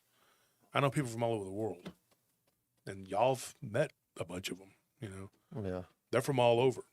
One of our friends who's kickboxes over in Phuket, and Nick, you know, and he came down for a wedding last year, and we hung out with him at our Ashes bar, and he was telling us all this cool stuff, about Thailand, and you know, and it's funny because I remember one of our friends, like actually he found him in Thailand.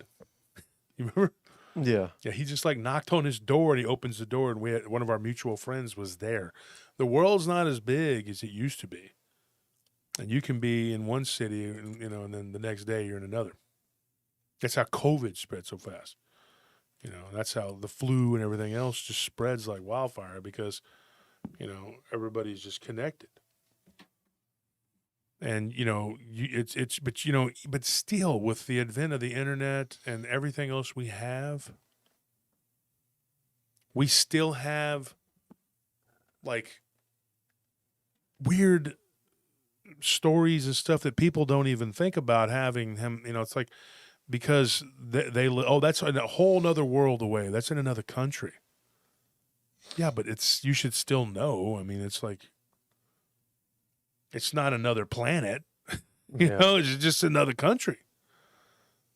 And you get these, reports or whatever, and there's a lot of people that are doing what I'm doing, but they're not bringing you the full scope because they're not everybody. There's some people are, but they're not doing the work internationally because there's a whole nother world out there. And that's what I'm trying to do. That I'm trying to build a bridge between our countries and theirs, and bring you what's going on in their world because we're all living on the same planet. And they're having the same experiences that are happening over here, but all you ever hear about is the same old, well, I was in the woods and I saw Bigfoot. Okay. And those are cool too, to a degree, but we've heard them a million times. We've heard a million of them. And it's shocking to me how many people go to these Bigfoot conferences and they're just purely Bigfoot conferences. That's all it is. It's just a conference where people just sit there and they talk about Bigfoot. Now, that's your thing. But for me, I want more. I want to know more. And I just think that there's a whole other world out there that we're not paying attention to. And if you're going to listen to a story from across the country, you might as well listen to a story from another country. It could shed some light on what we're doing and what we're dealing with over here. But it really just gets overlooked because people don't want to take the time to investigate it. That, and I think a lot of them don't know as many people from around the world. Like I am blessed. I'm privileged to know a lot of people from around the world. But that didn't happen by accident either. Yeah, and so moving on from that, if anybody wants to, let's decide what you want to hear. Do you want to hear a couple ghost stories? You want to hear the werewolf stories? What do you want to hear? Seemed like Ghost was doing pretty good earlier.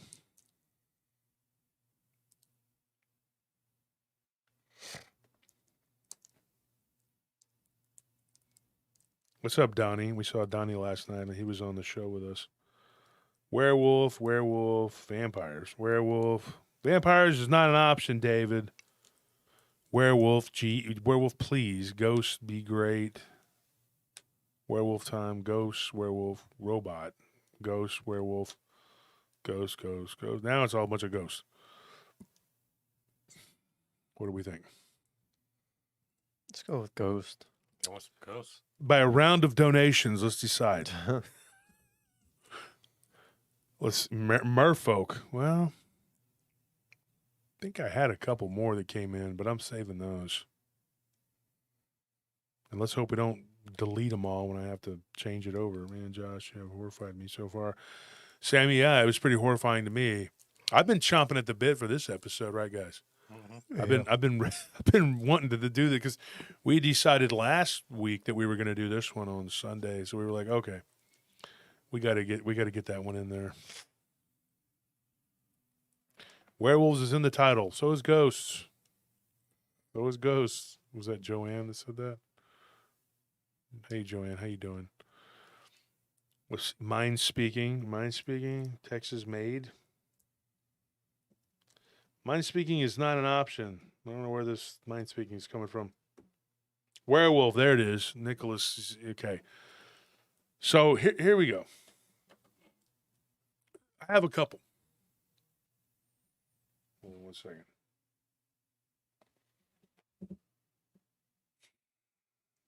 Work, hang on.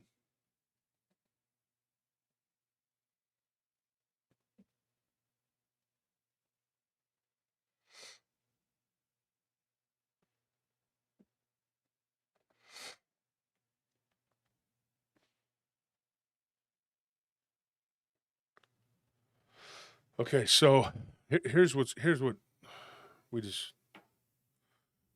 I have a couple, and I always have some Dogman, werewolf, whatever you want to call it. This one here, I really believe is a werewolf. Now, somebody got in touch with me, and it was a friend of a listener. This person doesn't really listen to me, but guess what? They listen to What Lurks Beneath. So thank you for that. And he was like, "Hey, the guy on What Lurks Beneath was wearing a shirt called Paranormal Roundtable, and he's always wearing it." He's talking about Josh Nanokio, a good friend of ours. And he goes, and I was wondering what that was. So I decided to look you up. And I said, "So what'd you think?" He goes, "Well, I watched part of a show and then I fell asleep." Oh, good review. What a ringing endorsement. Thank you. I was like, "Thank you, Steve." He's like, "My name's not Steve. It doesn't matter. You don't care about my name either." So, and I was hearing your name, but then I fell asleep, so I didn't get it. I was trying to learn your name, but I got through the J and I fell out. So I kind of laughed. I said, "Okay, well that's cool that you don't know who the hell I am. That's fine. I don't have an ego when it comes to that." I just laughed. And he goes, "Well, I thought you'd maybe be upset, I think Josh, doesn't know who this guy is either. But now I do." So he goes, "I had a Dogman experience in Northern California when I was a kid, and I was with my dad." And I said, "Really?" He says, "Yep, absolutely." He goes, "But I think it was a werewolf." He goes, "Me and my dad both think it was a werewolf." Funny thing is, I ended up actually talking on the phone to his dad, but just messaging with this guy, never really actually getting on the phone with him. He said, "I was a kid when it happened." He goes, "I was 13 years old." He's like, "I was 13 or 14. I can't remember which." He's like, "But my birthday's in the summer." I said, "Join the club." And he goes, "So I don't remember how old I was exactly." He's like, "But I was with my dad, and we were fishing. We were on a fishing trip. Beautiful place. Northern California, Eastern California." He said, "Dude, I think we saw a werewolf." He goes, "But he goes, I was a kid when it happened, and I think my dad could give you more information." So I got in touch with his dad. His dad had not talked about it, or his wife had passed away several years ago. And he said that, "Hi to you, Eric." And so he said, "We were fishing and we heard this loud crashing, banging noise." Now get this. I thought this was interesting. He hears what sounds like a metal scraping metal. Now, we've talked about this. I think we talked. I think Truth Talked about this talked about it last yeah. night on Yeah. the show with an Impromptu Truth. And I said, wait, whoa. When he was messaging me, I said, wait a minute, tell me more about this noise. So he said, you know what? Just call my dad. So I call his dad. And his dad actually now lives in a city that I've been through a couple times. And we talked. And his dad, after getting the complaining out about how he doesn't want to be in California anymore, he began to tell me a very weird tale. He says, when my boy was 14, he said he was 14, but, you know, he said, when my boy was 14 years old, went on a camping trip with him. He's my only son. He's like, I will never forget this as long as I live. He's like, there was an abandoned cabin, house, whatever. He's like, and we were coming back, and we on this trail we walked on, there was that house was always there. He goes, it was always creepy to me. He said, I have two daughters. He said one of them, when she was little, she went and looked inside that house, and she swore up and down that she saw a man like wiggling around on the ground underneath a rug, and he had popped his head out from underneath the rug, and when he did, his jaw was hanging all the way to the ground, and his head was like up like this, and she was just completely freaked her out, so she ran, and he got onto her. He said, dude, I got on her. And I was like, why were you going over there and looking into that house? You don't know who lives, you don't know anything about it. So he said a couple years after that incident, his daughter was like 10 years old. He said that he talked to a guy, was out there fishing one day, and he said, do you know who owns that house? And he's like, I had wondered that myself. He goes, and then last year, this is what the guy told him. He said, last year I ran into the owner. And he said that the guy had told me that it was for sale, but it was dilapidated, and it was more about just selling those 2 acres. He said it had been in his family for a long time, but that he had gone in there, and he thinks that there was a squatter that had been staying in there. And then he said he must have had a dog or something because he found animal poop on the deck and in one of the back rooms. He's like, and so it really aggravated him. And so he said for about 2 months, he had hired some security to come out there. We'll get to that in a minute. He said it didn't work out, and I never could sell it. So he goes, it just sits there. He goes, I'm eventually going to tear it down or do something with it. I don't know what I'm going to do. The repairs on it are going to be too much, to really be worth it. And he said it had been in his family for like 3 or 4 generations, something like that. Him and his son were walking back down the trail from this fishing trip when they hear this popping, snapping, crunching noise, which when they were by the lake fishing, they heard this metal grating noise. He said it sounded like metal on metal, like sliding. Because I said, your son had messaged me about you having heard a metal scraping noise. And he goes, oh, yeah. He said, we heard that when we were by the lake fishing. We get over there by this cabin, house, whatever.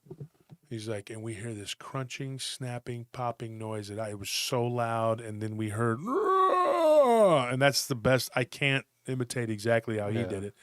He said, and I said, and I asked the question, we'll call him Jack.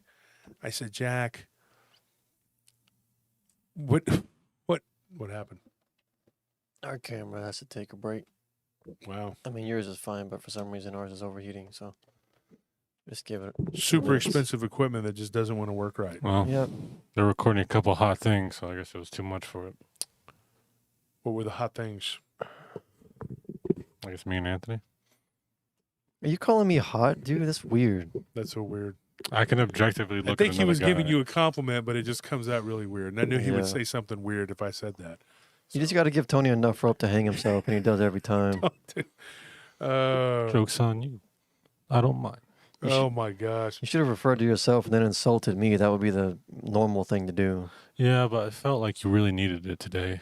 You've been kind of depressed and like walking around with an ugly look on your face, and I was like, I Well, need don't to give do him it all the now. help he needs. How come you got like one long? You're just saying string that going like now. The other one's all the way up. It's because it's the rope that I hang myself with. He gave himself the rope. There you go. Anyways, folks, back to the story. The peanut gallery has spoken. Okay, so he's like, me and my son, we stop. And Jack looks at his son and he says, you heard that? And his son's like, yeah, Dad. And he goes, he's like, everything in me was saying, keep walking. Go back to your camp. Ignore whatever that was. And then he said, I remember talking to the guy, a guy that had told me, you know, that he met the owner. And he thought, man, they need to do something. There's probably a, you know, crazy homeless guy or something in there. And he says, curiosity got the better of me. And he goes, we go over to the deck, front porch. He's like, I tell my son, stay here. He puts his fishing tackle and pole down. He walks up the stairs. He gets to the top of the stairs and he hears this boom, boom, boom, boom, boom, boom, boom, like bouncing around.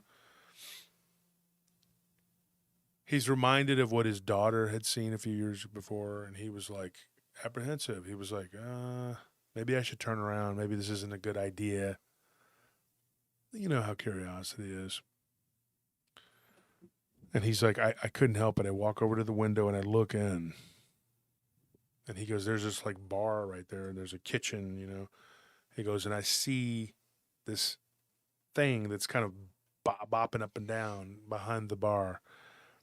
And I noticed it looked like a man's body covered in a lot of hair.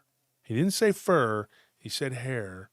And he said what looked like really elongated hands, and they were kind of slapping around on the ground.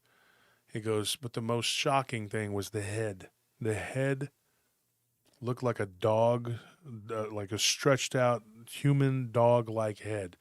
And when I asked him, I said, human dog-like head. Now I have to ask that question. I already know what's going on, right? You know what's going on. We're not stupid. But I said, what do you mean? A stretched out human-like dog head. What does that mean, Jack? I tell me. And he's like, I don't know.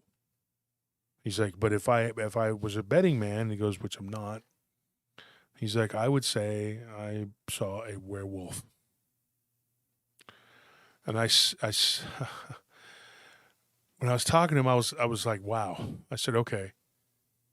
This isn't like the first time I've talked to somebody, but this guy was very adamant about what he saw. He did not miss a beat. He didn't have to stop, and you know, he was just very straight on.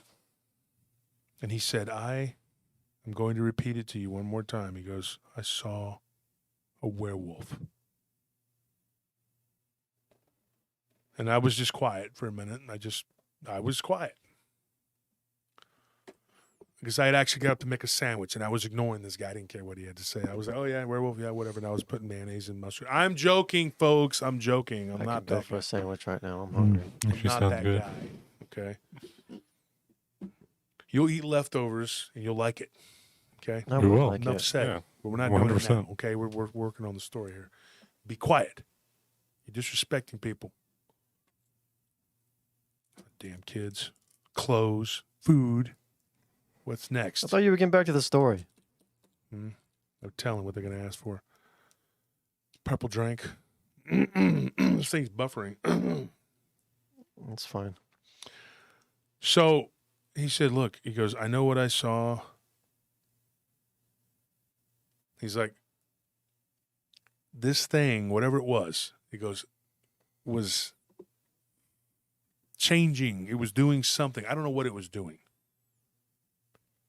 He's like, I didn't see a man, so I can't tell you that it was a man becoming a wolf or a wolf becoming a man. I don't know one way or the other.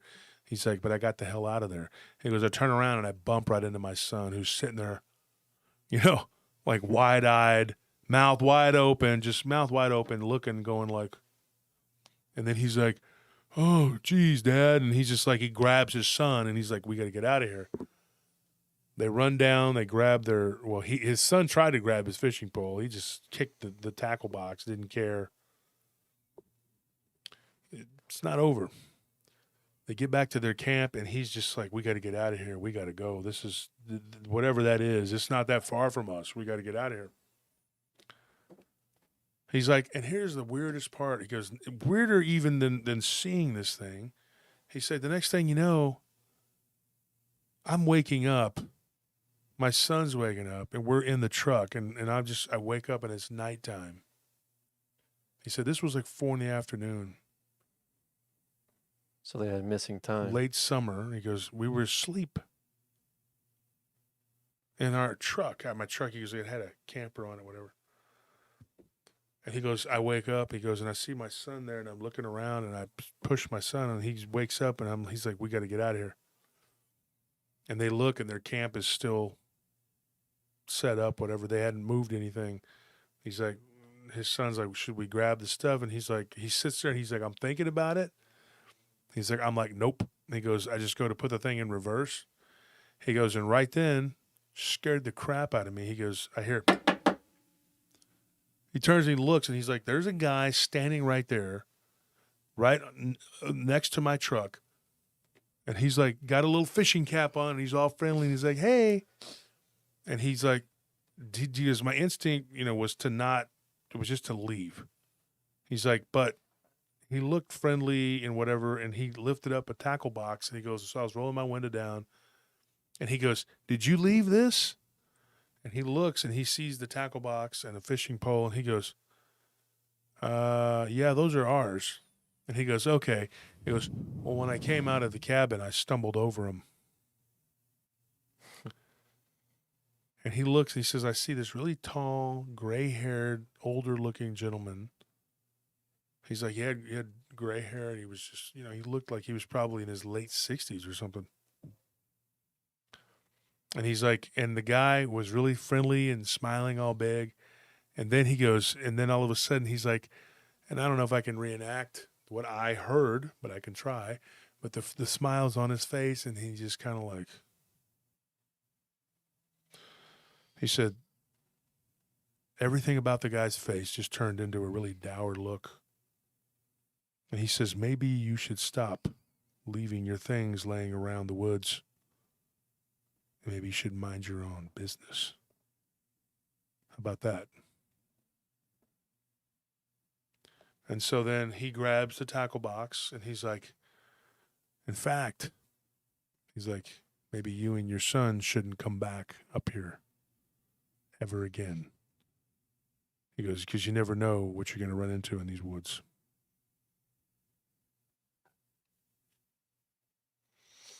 So he just takes the stuff. He's like, I sat it on the seat, and I said, thank you, sir. And then the guy backs up. He goes, he was tall, too. He goes, he was at least 6.5 feet. Tall, skinny guy. And he goes, y'all have a good night. And then he just kind of smirked.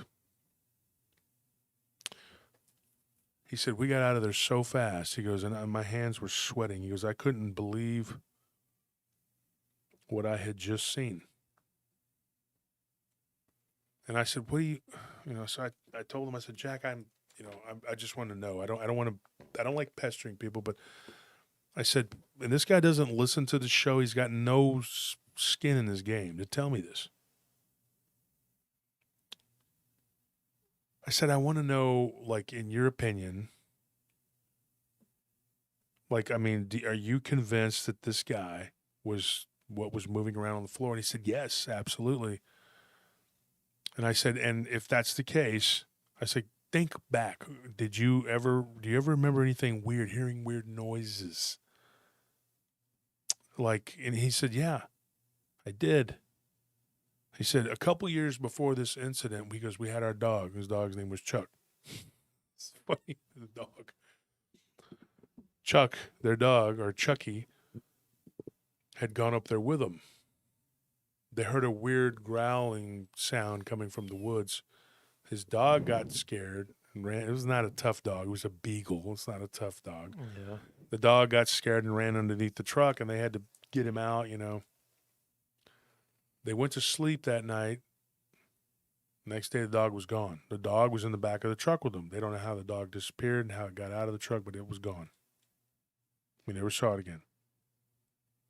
There's another time one of my daughters brought her little friend, and my son brought one of his friends, and they were all out playing near the camp. He's like, and we heard a roaring noise in the woods. And he got me in touch with a friend of his that used to go camping up in that area who claims to have seen a Bigfoot.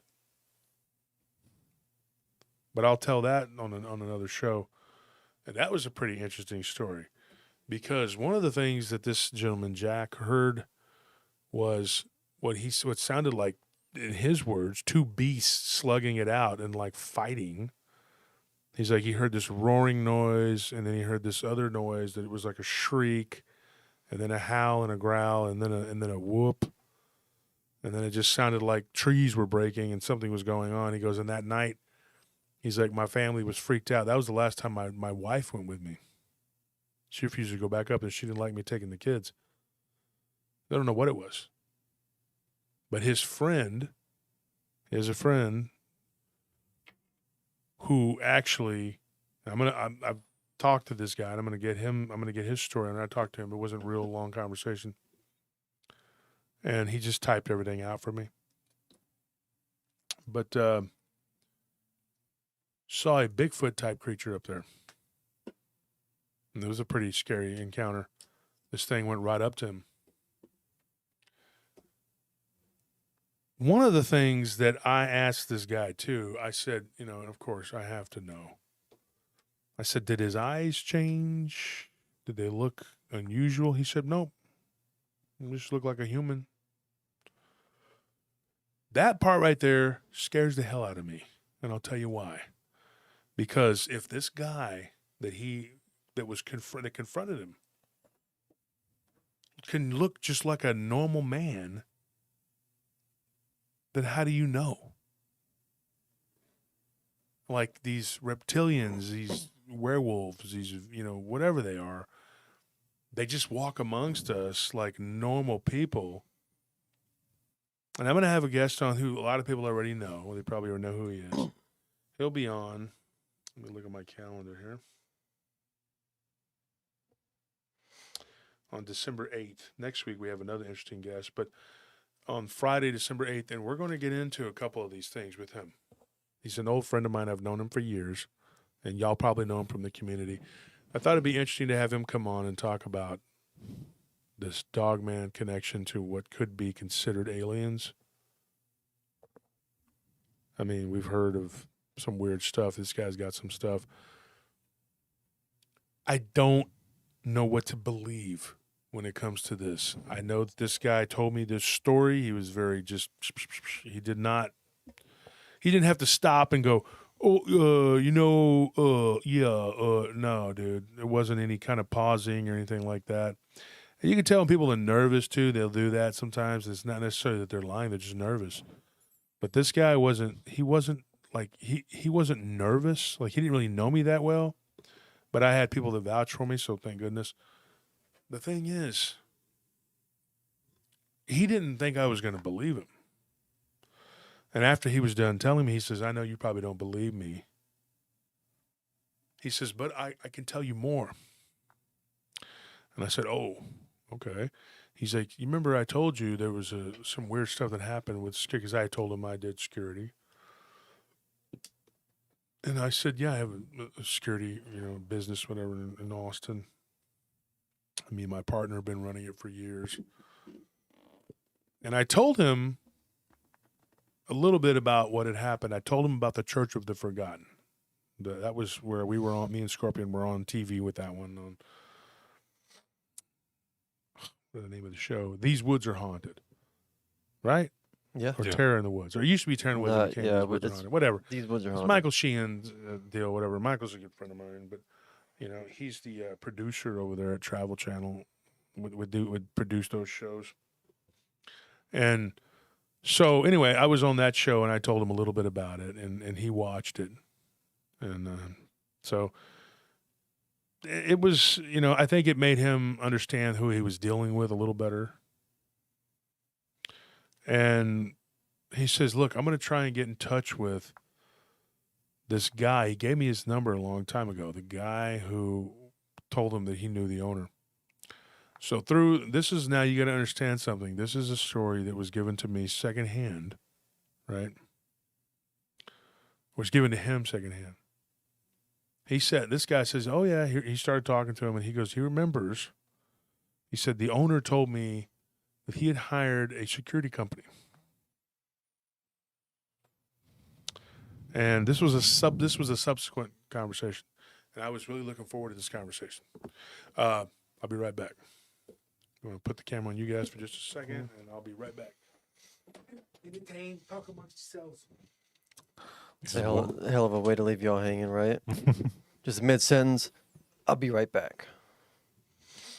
We'll be right back with this commercial break. Mm-hmm. He's lucky I turned the camera back on. Right on time, actually. Mm-hmm. It's getting a little warmer in here, I guess. Yeah, I'll take my jacket off.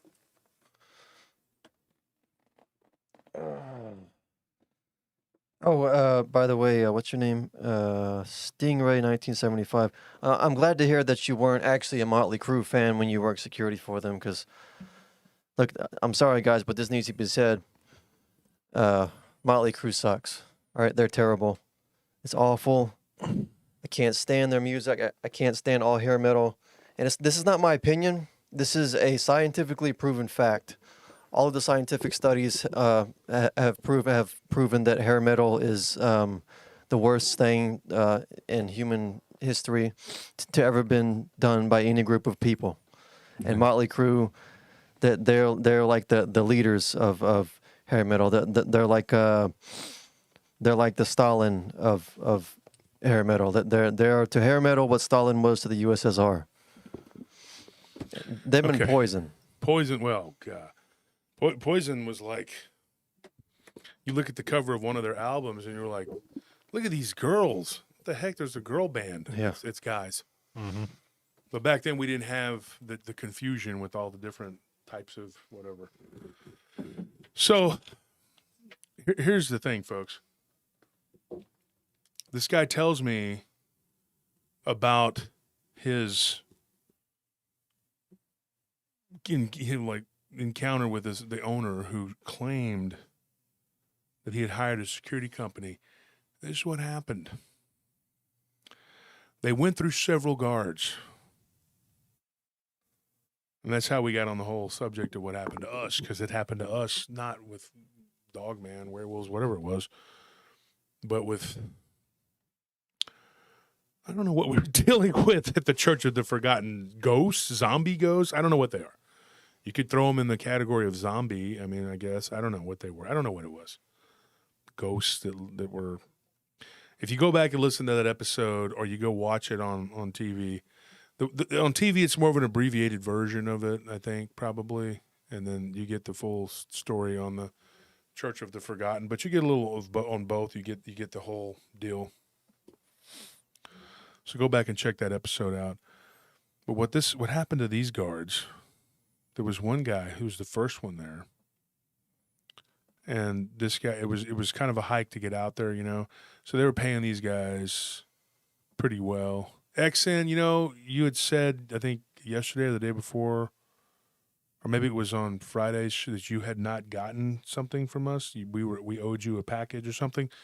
Please email me at joshturner@prtpodcast.com, especially if you're a Patreon member, and I got to get that to you. So whatever it is that we owe you, and if you're a Patreon member and you still haven't gotten anything, if you're missing something or you upgraded, let us know, please. Don't feel like you're pestering us, because that's what we're supposed to do, is take care of you guys, okay? And don't forget, Patreon is a good way to become a member to help support the show and what we do. It gives me, I don't feel like I'm, losing by doing so much work and putting so much time into this, because otherwise, I have to choose between work and this, which I do anyway, but I've started to take more time out of my job to do this. So being a Patreon member really helps, and the donations help too. We appreciate that too. You're not expected, and nothing's ever going to be charged. We don't put our shows behind paywalls. We don't keep stories from you, make you pay to listen to it. It's free. And if you want to, out of the kindness of your heart, and help out with the show, well, good. Thank you. If you can't, totally understand. Now back to the story. This person had told the owner, because the owner told this guy, that was friends with Jack. He said, dude, it was hell trying to get these people out here to stay. He's like, we had a good guard. He worked here for about 3 or 4 days. And then one day he doesn't show up. He's like, and I'm calling the company, and I'm like, hey, there's no guard. I know what this is like. It sucks. You have to try to find somebody, whatever. Thank you, Jitesh, for that. We appreciate that. And the T Cutler, appreciate it. It says, oh man, I am super late. We'll have rewatched the beginning. Love you guys. Well, we love you too, man. We appreciate it. Thank you, Jitesh, for always supporting us so generously. And so you got this story that the owner of the security company tells him. He says, I don't know what happened. I called the guard the next day, and his mother answered the phone and said that he was having a nervous breakdown. That's all he got from that first. He never found out what it was that had happened, whatever. She said, my son will not be able to work anymore. She's like, I don't know what happened up there by the lake, but something happened. And the next guard, the owner himself came up there and caught him asleep and just said, okay, you're fired. I can't have this guy sleeping up there. The third guy came, and he did really good. He worked there for about 3 or 4 days, same thing. He's like, and then the owner came up there and he met him. He's like, and I'm sitting on the porch, and he said, I saw something really weird in the back of the property. He's like, I was walking around the back, and it was, the owner himself even said it was a very creepy spot, especially at night. Jack told me that. He goes, that area around that cabin was really creepy.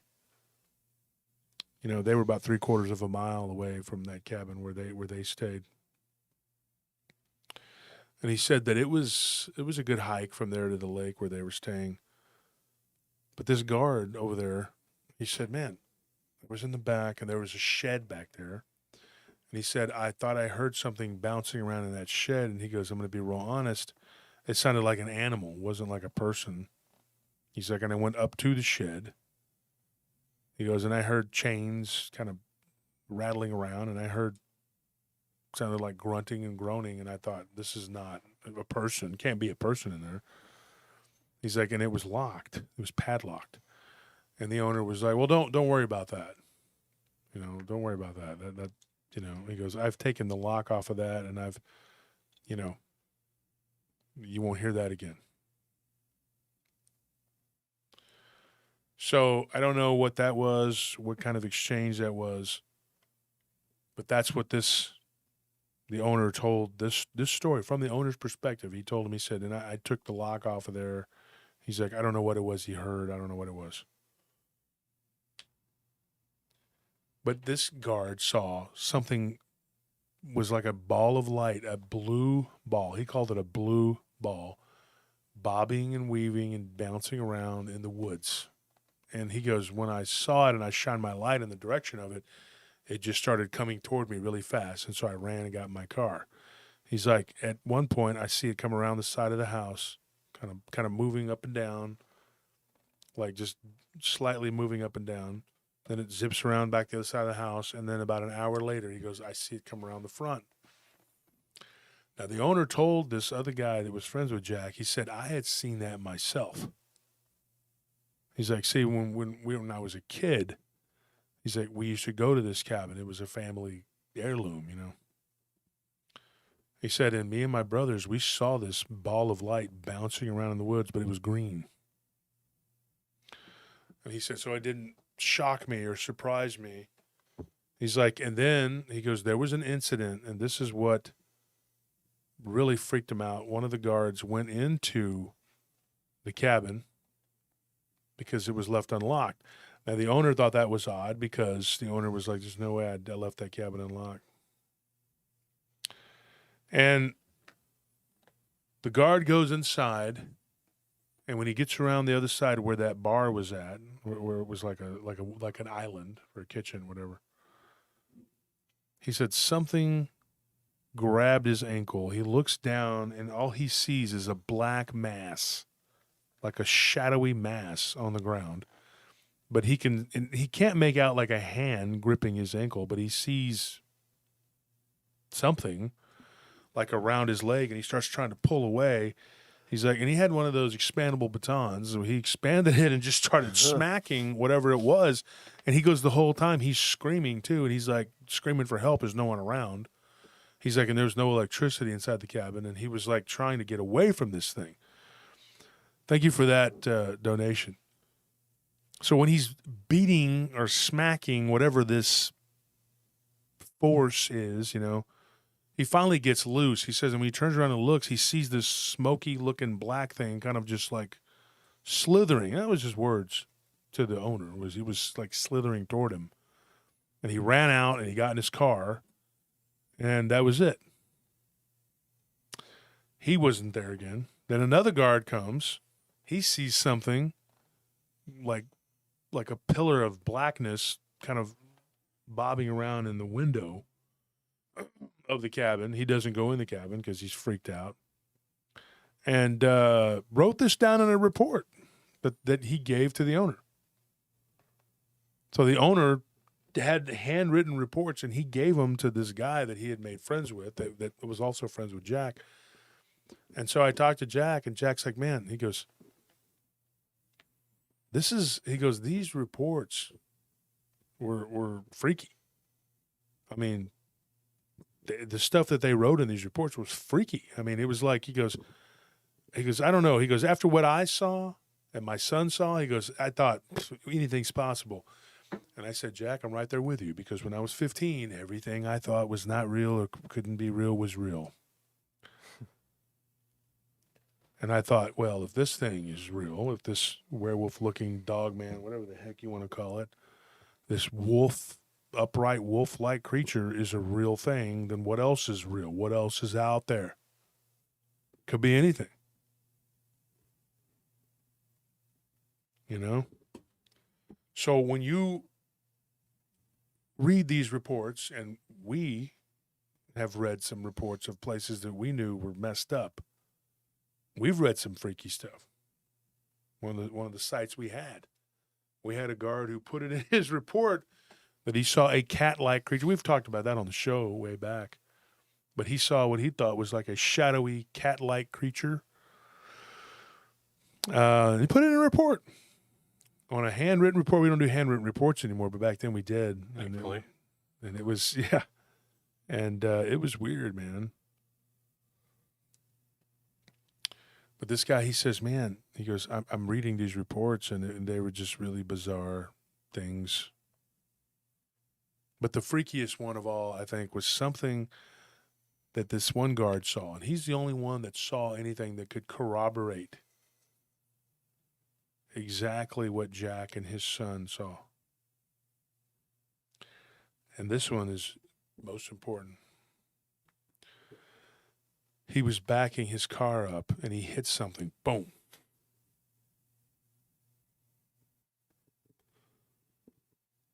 What he hit bounces right back up and then goes around the driver's side of his vehicle. Sounded like a person griping or grumbling, like saying bad words and angry. He's like, I look in my mirror, and I couldn't believe what I'm looking at. I'm looking at an upright, walking, wolf-like creature. The best way I could describe it was a werewolf. It was all black. Looked like a hairy person. You could see the skin underneath it. Wolf-like head. And the way this kid described it, the way this guy described it, I say kid, I don't know how old he was. was like something out of The Howling. The movie The Howling. That's the words he used to the owner. The owner, having talked to Jack's friend, said that when he was a kid, one of his brothers was out fishing by the lake, and he saw this thing walking around on the other side of the lake, pond, whatever you want to call it. He said, sorry, did I kick you? Yeah. We'll get out of the way. So he sees this thing walking all fours, and as it gets closer to him, he's like, that's some sort of wolf-like creature, but it was really wide and big and thick and hairy. And, well, shaggy was the words he used. Then it stands up on its hind legs, and he hears this popping noise, like a pop-pop. We know, we've heard that before. When it stands up, he sees it, and he's like, this thing looks like a black timber wolf. Doesn't sound like the same thing that these people were seeing, right? I'm going to tell you something else that's really weird, and you're going to really, pay attention to what I'm going to say, because I don't know if this is the case. I cannot tell you because this isn't my story, but I can tell you this is what I think, and I don't want to temper your thoughts, folks, but this is what I would think is going on here. This thing walks towards his brother. His brother's name was Roger. Roger drops his rod and reel, and he turns and does what any red-blooded American would do and runs for his life. And he goes, this thing was walking, then started jogging, and then running towards him, and then it was back on all fours with these weird-looking paw-like hands. And this thing was chasing after him.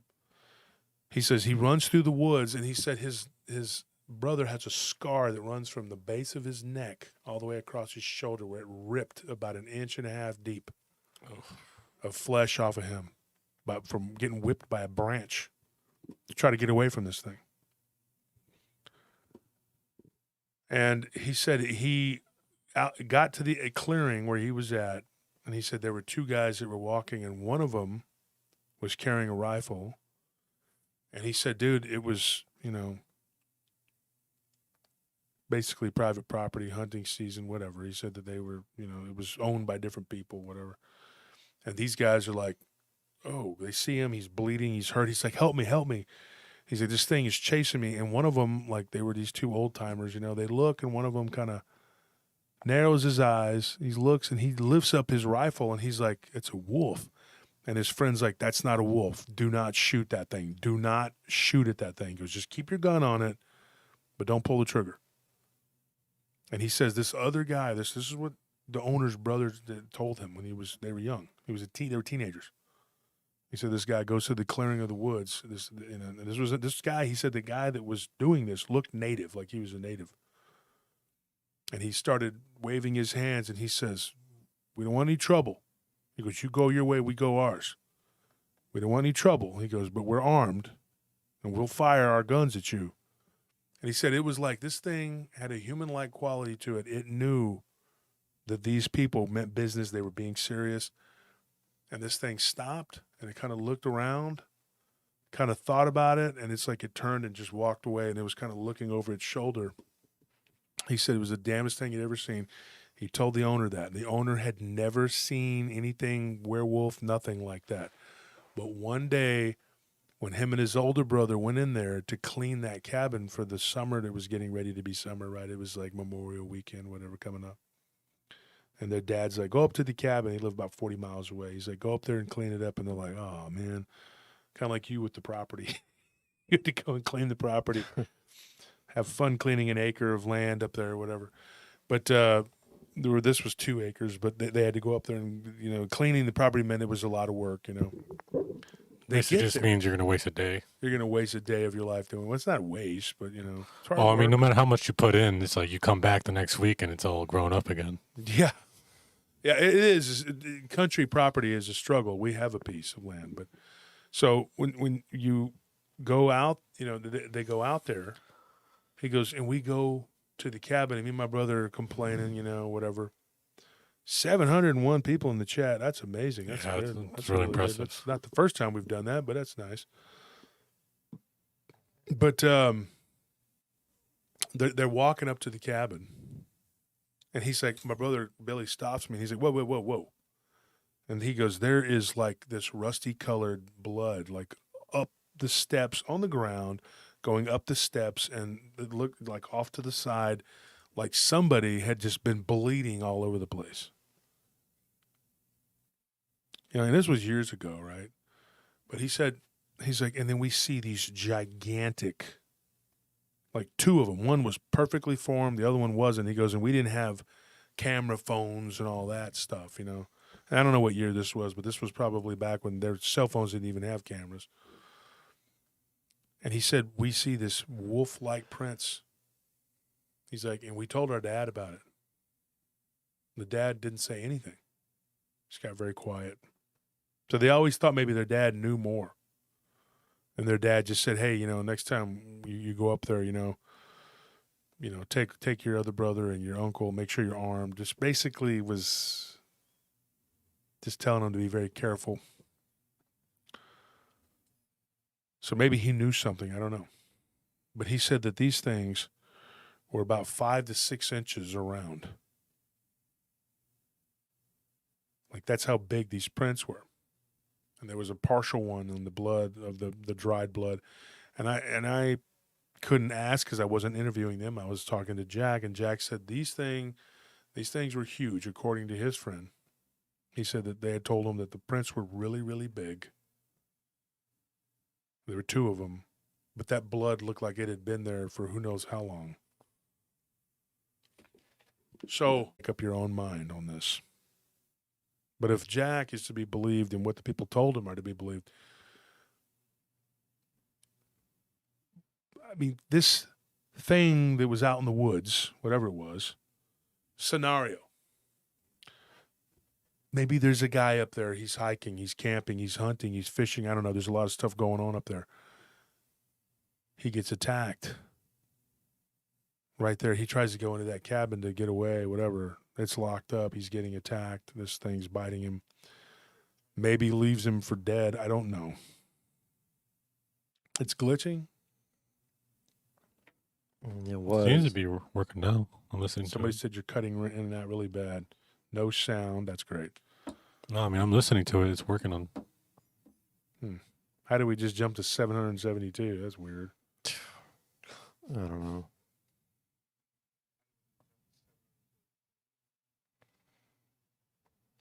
And all we can do is just keep going. So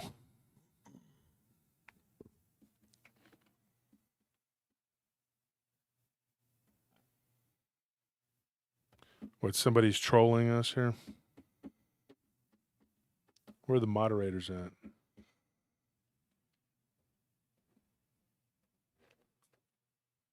So anyways, this blood, I'm just saying, this could be what's going on. I'm not saying what this is, but what if this person survived? Oh, it could be just the person got torn apart. I mean, we don't know. But what if that person survived this attack? And that is the guy that started staying in the cabin. I don't know. I'm just, I'm at a loss. I don't know. When it comes to that, I wish I could talk to that person and get the full story from them directly. But back to the security guard. This guard ends up seeing this thing in his rearview mirror, and he says, man, I am looking at what looks like a werewolf. He's like, I go to back up my car because I'm not going to stand there. I'm not going to just sit there in the drive and wait for this thing to come and tear through my windshield. You know, he goes, it looked like it could. Now, this guard, what he told the owner of that property was not like, it wasn't like what you would think. He's like, it wasn't a big hulking muscular, like one of these big werewolf looking creatures. 8 or 9 foot tall ones, right? No, this one wasn't no big tall like that. He said it was like 7 foot tall, but it looked like it was very like strong and muscular, but not big and hulking. You know, it was thinner, which would kind of go along with what, you know, Jack saw when the guy came up to the vehicle too. It was very, the weird part about him like falling asleep and then waking up, that was just too much. I mean, I was like, like they're sitting there, and the last thing they remember is they were going to the camp to get everything together, and they were getting their stuff, and then I don't know. What's so weird about that is it was like, it makes me think of like that Men in Black movie where like they shine that little light and you just forget everything. And it's like, I wonder if it works like that, to where it's just like they do something to where you just forget the past couple hours. Whereas like you might still do everything normally, you just forget Yeah, a specific moment. so a werewolf. Or would have stuff that's already. I'm saying like that's that's what it reminded me of. But I'm saying like they might have some ability to just make you forget the past couple hours, or a certain amount of time. I mean, enough trauma will make you forget stuff real quick. Yeah, but It's like the brain's self-defense mechanism. or I'm like a wondering if like survival they mechanism. trigger that or something, because it seems weirdly programmed, or like, you know, it's just like, oh, like certain people don't just have missing time like one or two times. It's just like they have a repeated cycle of missing time.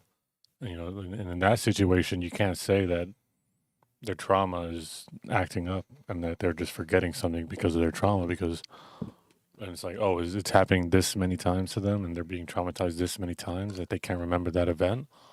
Or is it more likely that these things have some ability that we still don't understand, and this might be a certain one ability that only a certain amount of them have, and that's why not every account has missing time with it?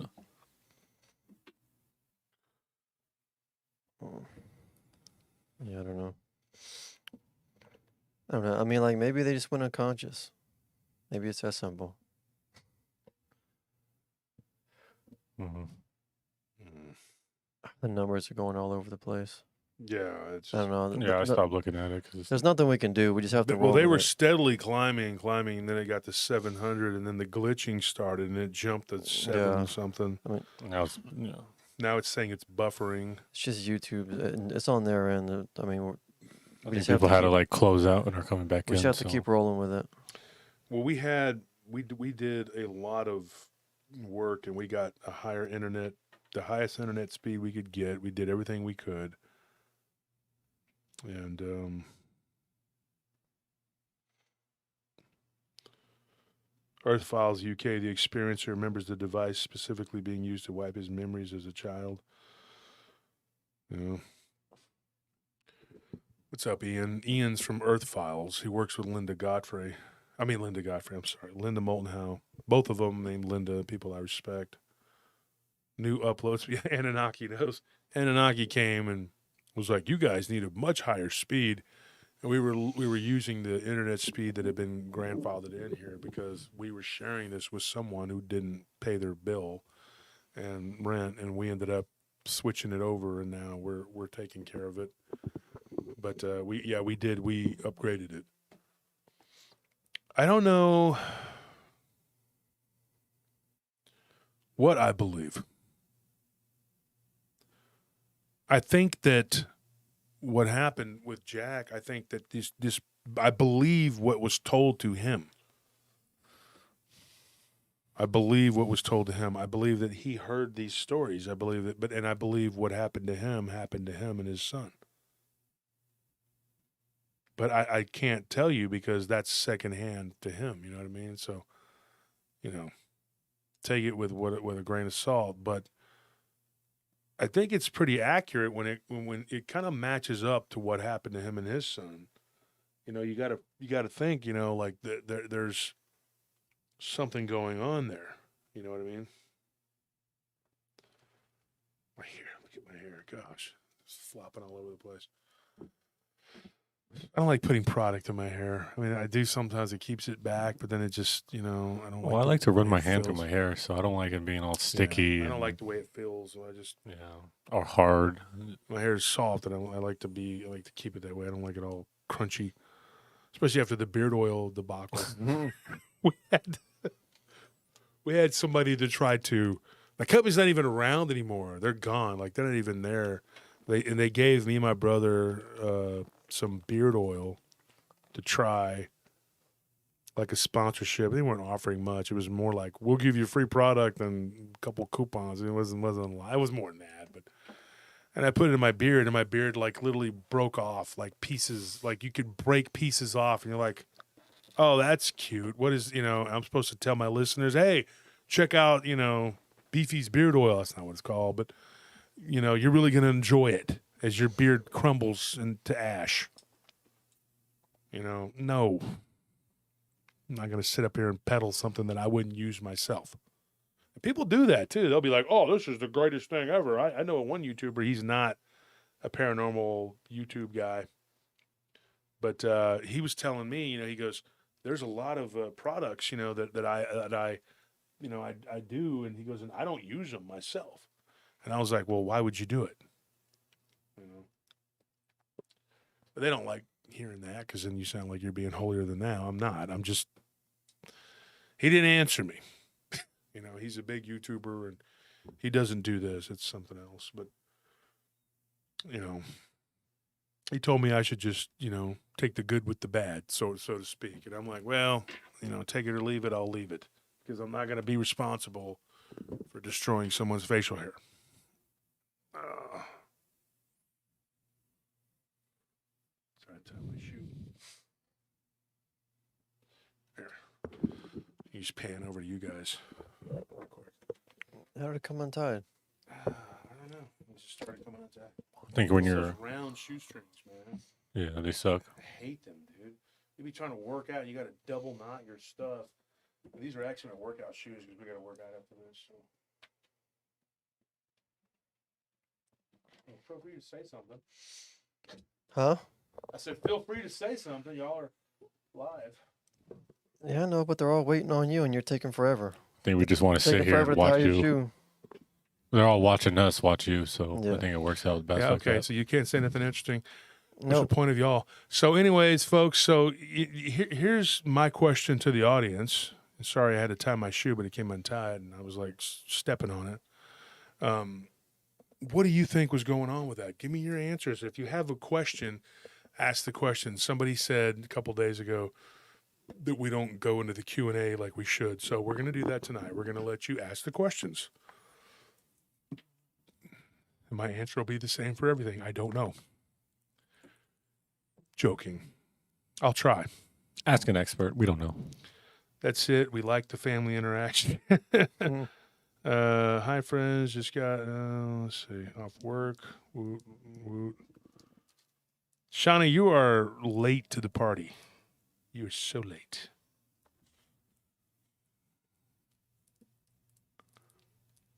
Let's see here. Any questions?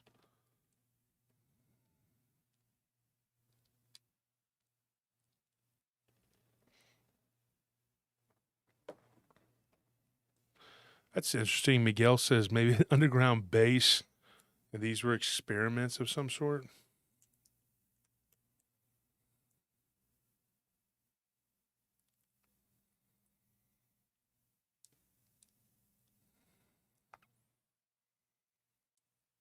Bro, you shouldn't go to your room. Go to your room without dinner. That's what you get for being late. Do you get what is it? Energen paranormal stories from Sweden? Do you get any? Are you asking any? Yes, we actually had somebody from Sweden come on the show and talk about Dogman. Hollow Earth. Oh, well, my last name is pronounced Pew, like a church pew. Okay. Okay, Brian Puh. We'll make sure to remember that. Have you seen any portals? Have I seen portals? Not. I don't want to call it a portal. I don't know. I don't know if I'd call it a portal. I mean, in my old place where we lived, there was something that would come in and out of the mirror. UK Earth Files, that's Ian. He says, Josh, where are you with people reporting seeing others shapeshift into wolves? How many reports? We get a lot of reports. How many would you say? It's a small fraction of the Dogman reports probably. But we do get some because a lot of people don't take them. What's really messed up about the Dogman community, Ian, I'm going to tell you this. They don't support one another. It's like the Bigfoot deal. They want to believe. I mean, it's like the UFO alien field, the the ghost field. There's all this backbiting and underhandedness. They don't support one another.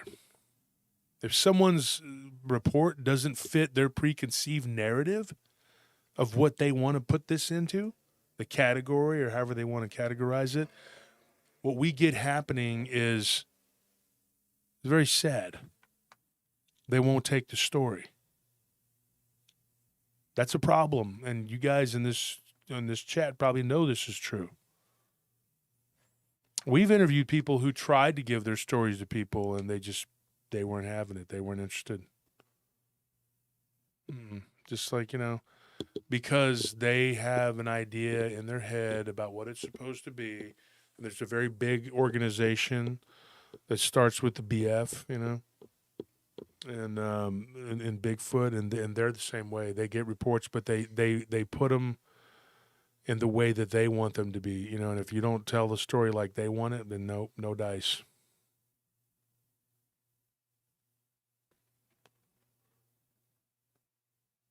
Stingray, I've had enough. Kick him out, dude. Goodbye. Have a nice day. We're not here to make jokes, man. You want to joke, but you're mocking people's stories, so just get him out of here. We tried, okay? And you want to make fun or whatever. Yeah, we gave him some leeway, but I just kept being antagonistic. And block him from ever posting again on here, please. That's already done. Okay. I was just saying stupid stuff. Yes, Ian, it is. It's important not to discount anything that doesn't fit their narrative, Ian, if you'd like to come on and talk for a few minutes, you can. Just sit you up on Facebook Messenger, or whatever. Because I know you're in the UK.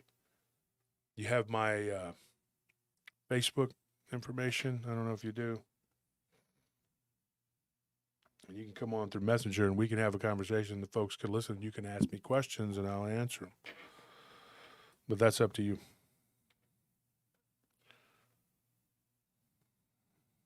Jitesh says, common sense is like deodorant. Those who need it must never use it, unfortunately. That's pretty much. Oh, yeah, it is late over there where you're at. You guys are probably like, it's 10 o'clock, so you're what?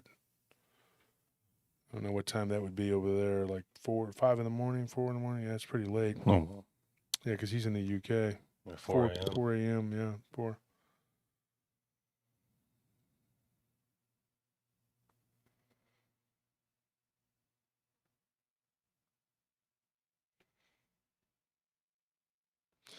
But if anybody else wants to come on and ask questions, or if you have a story to tell, we got 30 minutes here. We can go. We'll go. I have to take this because I need this. It's calming me down. It's ginger. It's really strong. It's really good too.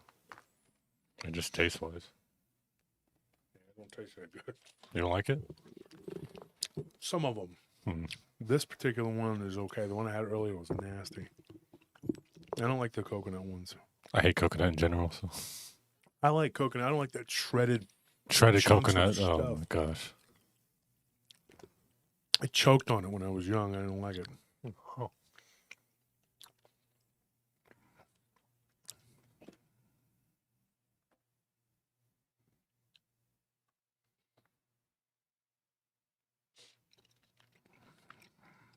Thank you for that donation, Hand of Odd.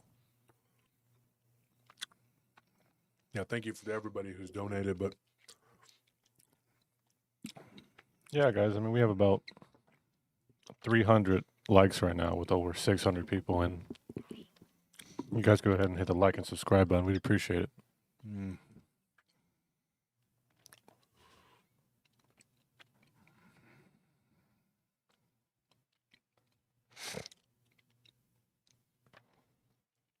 So we have a couple people saying that they can come on. We have Dick Richards. We have Elena G. Vobornik. And someone else was asking to come on. Let's see. well, Dick's been on the show before. Yeah. Yeah. So who? Who were the other ones? Elena G. Vobornik. Is that Vobornik? Yeah, I think so. There was Are someone we else. friends on Facebook? Because the easiest way to do it is just call through Messenger. And then Tripping Upon You, I think, is another one who's saying she can come on. He's been around for a while. Or she, I don't know if it's a he or a she. Oh. Yeah, Do I have pretty sure it's a stories of he. human skin wearers? Yeah, I mean, in fact, me and my brother had an incident. We called him the Bug Man. We didn't see him take his skin off, though. It's nothing that dramatic, but we thought there was something weird about him. And I think it's one of these things where once you know, once that exists, there's no going back. I mean, you know, and you notice stuff like that. And I had several of me and my friends back in the day. We would see some weird stuff, and we would talk about it. And it was kind of like a topic. That things would come up, because to me, paranormal has just always been a part of my life. It's been normal, you know. Not that there's anything normal about these beings, but you know they exist, and I know they exist. There's no doubt in my mind. I don't have any kind of qualms about it. I don't argue with myself. Oh, is this real? No, it just I don't is. wonder. Yeah, I don't wonder at all. When you talk to 1,000 people, they tell you the same thing. Well, that's probably what it is. Yeah, but one of the stories we heard we told earlier was an encounter. My friend Sif, it looked like one of those reptilians was adjusting his face. And then we had Big Nick, who came on. It didn't say his last name. And he works for a very large computer company. And he was on the live one day talking about what he saw in the elevator.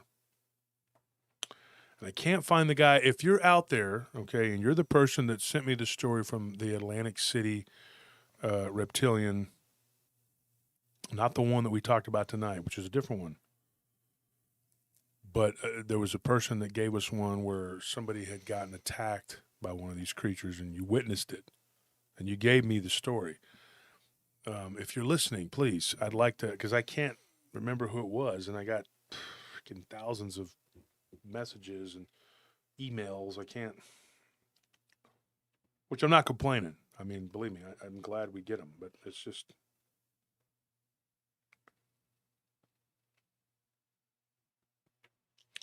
So one of those people, whoever you are, if you could send me a message on through my Facebook,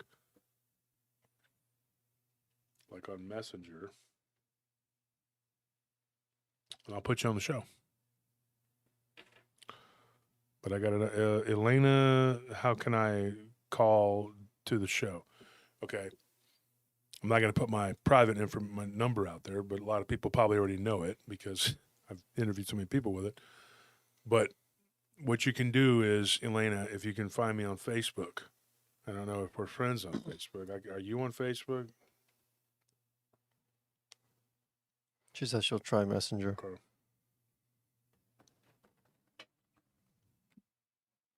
I think I got you. I don't know if we're friends.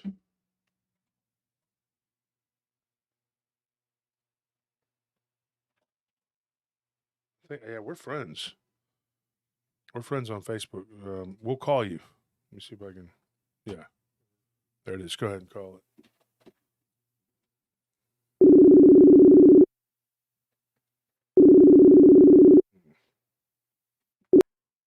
Hello? Hi, is this Elena? Yeah, this is Elena, Josh. Hey. How's everybody? Yeah, this Yeah. is Elena Bobornik. Okay. Sorry, Elena Bobornik is like, that's my ex-husband's last name. Mm-hmm. But he's, because he's from Czech Republic, Mm-hmm. but I'm Hispanic. My name is Elena Núñez Garcia. Okay. What part of the country are you from? I live in California currently, in Torrance, California, but I'm from Mexicali, Mexico. Oh, okay. I grew up there and I came here when I was 15. But I have a real, really creepy story to share with everyone. Okay. Okay. Okay. I decided to buy a van like last year, like a year and a half ago, and live in my van due to domestic violence. And at the time last year in August, I was parked in my friend's house. You know, I converted the bond livable, like I did the floor and everything. Anyhow, and I have the video that I wanted to send you. Actually, I believe I sent it to you like last year. But anyhow, it was like August, and it was about 1 in the morning. I had to work the next day. I'm a teacher assistant, so I was like, it was like about 12:30, 1 o'clock in the morning, and I was like dozing. I was like falling asleep. And all suddenly I I noticed this bright light that came through the back of my van. And then I'm thinking, okay, maybe it's a car or something, any police activity. So before I put like a coverage in my van on the back, to get all the reflection from the cars, I looked through the window, and there was a light suspended up in the middle of the air. And I'm thinking, it could be an helicopter. No, because I noticed um like the light was not moving at all. It was just suspended up in the air. And then I'm starting, like, I took my phone literally, and I like video the light, the bright light, and I compared that bright light with the street lights, and I'm thinking, no, there's not no there's is no helicopter, there's no drone. And just to confirm my, like what I was thinking it could be, um I called Torrance PD, because that's where the area that I was parked by, Torrance, California. So I called Torrance, and I'm like, hey, I'm just wondering, sir, is there any police activity in Maricopa, within Torrance area? Like, no. Is there any drones flying around? No. Okay. He goes, why? And I'm like, there's a bright light suspended up in the sky, and I know there's not the street lights. And he's like, have a good night. So they hung up, and I'm like, okay. So so I'm thinking, okay, this is not normal. And it wasn't moving, it was just suspended up in the air. I mean, I know it was not a drone, it was not a helicopter. It's just, it, I knew it was like, I seen these things, and it's just, it was, I think it was like an alien or like a spaceship. So anyhow, I started falling asleep. At one point I was tired. I had to get up early, and I was just dozing for some reason. I felt like I was getting dosed by the light. So I started to fall asleep. And then finally I just kind of like starting to get to where, like, you're very going to a deep sleep, and then you're a little bit awake, and all suddenly I feel something, bam, like jump on the top of my van, like a body. It wasn't not a, sometimes cats walk around and jump on cars. It was not that. It was like a body, like a heavy body. So he jumped on the top of my bed, and because I was converting the van into like a living van, I put a like a vent on the top of my van. I had a vent that at the time of the month, it was August, and it was really hot, so the vent was fully open. So then I'm like startled. I was so startled, and then I'm like, I'm just, oh my god,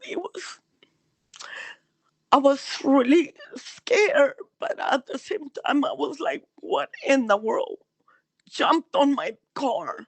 So I'm like, I'm like, I'm just trying to wake up, and then I'm like, I'm looking through the vent, and something was trying to look within inside the vent, and I'm like, what is that? I'm thinking in my head, what is that? So then at the time when I was converting my van, I didn't have the reflectives. It's a material that it's like a full coverage that you cover the windows and everything like insulation. And I just had like really very lightly kind of shading like a material just so people will not get through, see within the van through the side windows. So then I see this thing like whatever was on the top of the van, like went down. I saw a head and just went down in the window on the side on my car. And and I just start screaming. Like I know it was not a Dogman, but it was like an alien. It was like, I mean, I don't know how that thing managed just to go from the top and just go with his head down like that. And I start screaming and I just start crying. And I called my friend because she lived next door. I was parked next to her house. And I just start panicking and crying and screaming. And she came out. And at the time she came out, um, that thing was gone. But I know something jumped from the light, something, a heavy body, something jumped from the light on the top of my van. I know. And I'm not crazy. And, and I know what I saw. And my friend knows that I'm not lying because, I mean, just things follow me. Just things follow me. And it's not the first time that I seen things like paranormal. I seen shadow people. I seen things like in my old house that come through the ceiling, from the ceiling from outside. And I seen these entities, and I know there's something, and I believe that there's something out there that a lot of people they think is not true, but there's beings, Mm-hmm. entities, that they come they're not from outer space. I believe they come from within these dimensions. Mm-hmm. And I just want to share my story because I know I know what I saw. Yeah. And I just want people to know that these I'm things are real.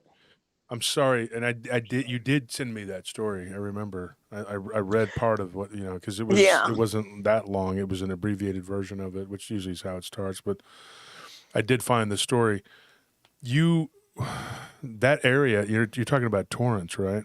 Yeah, I mean, it's a populated Mm-hmm. area, Josh. Yeah, It's like it is. it's an area that you would not think that something would happen. Like it's next to Redondo Beach. That's where I used to live, in Redondo Beach, California. Yeah. But then on my other house, there's other things that happen to me in the other house. I don't know if things follow me. I mean, I'm into it.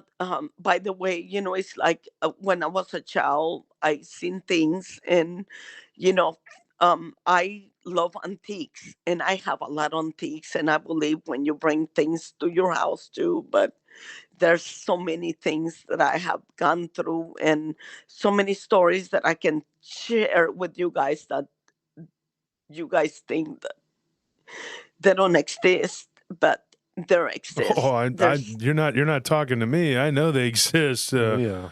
We here at Paranormal Roundtable, we get so many stories, and we talk to so many people like you.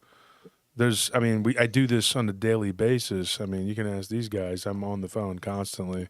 no, Yeah, like in my old house, there's things like that will never harm me, but they harm my ex because he at the time, he I mean he was like You know, it's just a lot of stuff. Like it was this woman that would appear to him, but she will never harm me.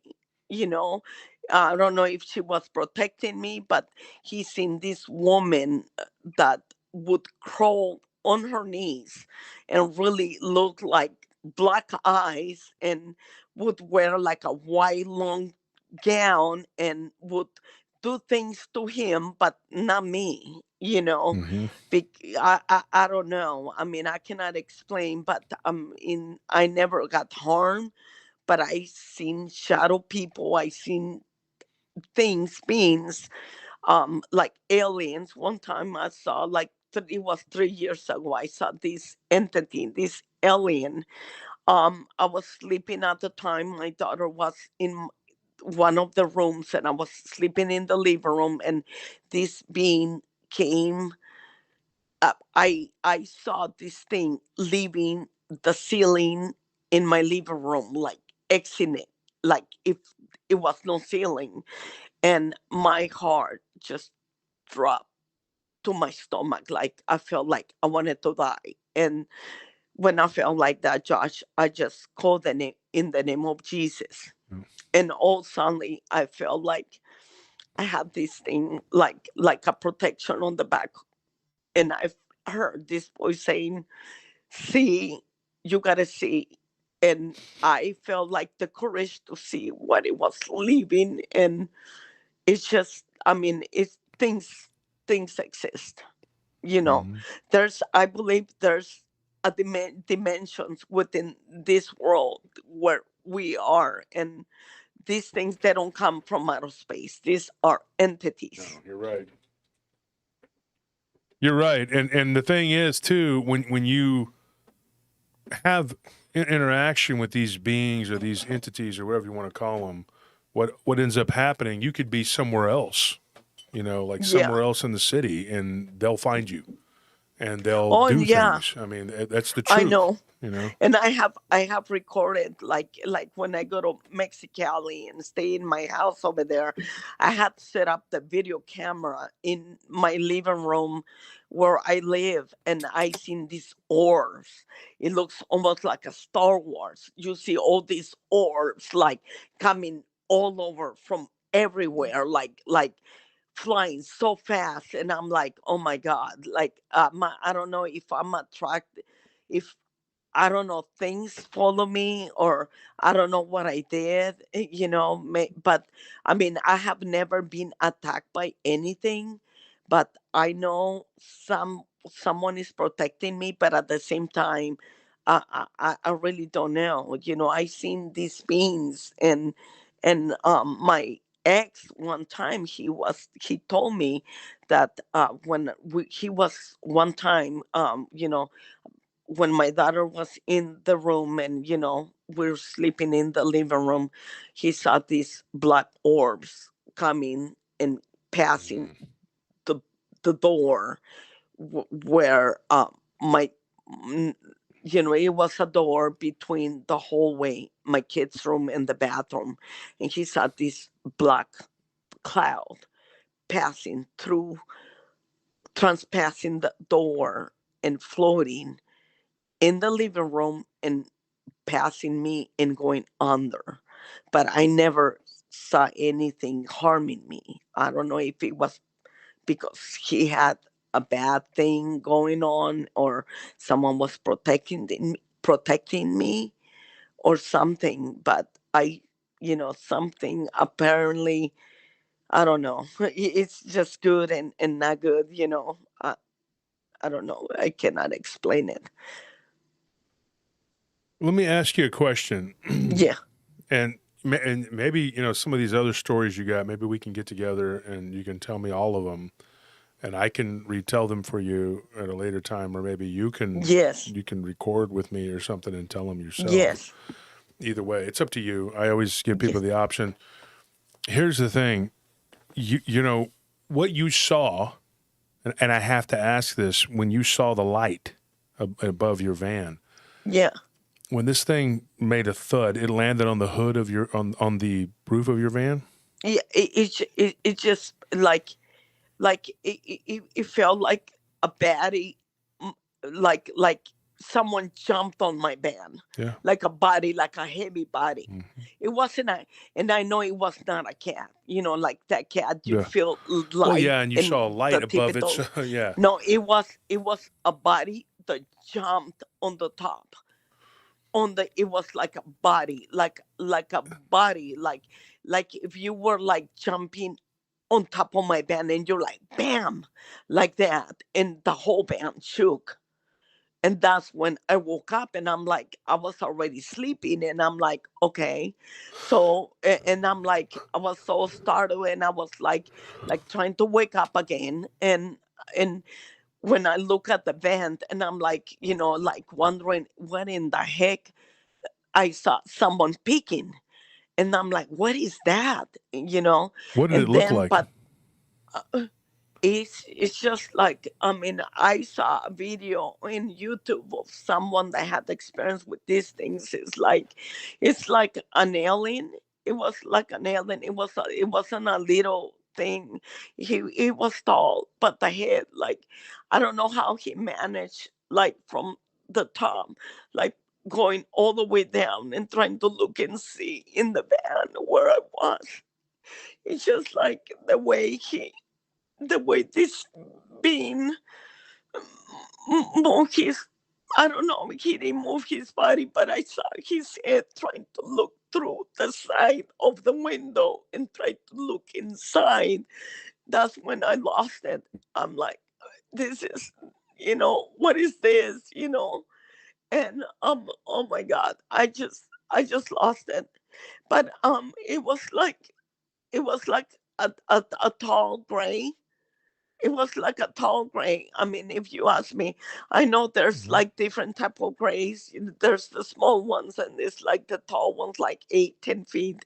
But like his head, his neck was a little long, and but it was not a dogman. I know it was not that. But it was like a being, like a humanoid. It, yeah.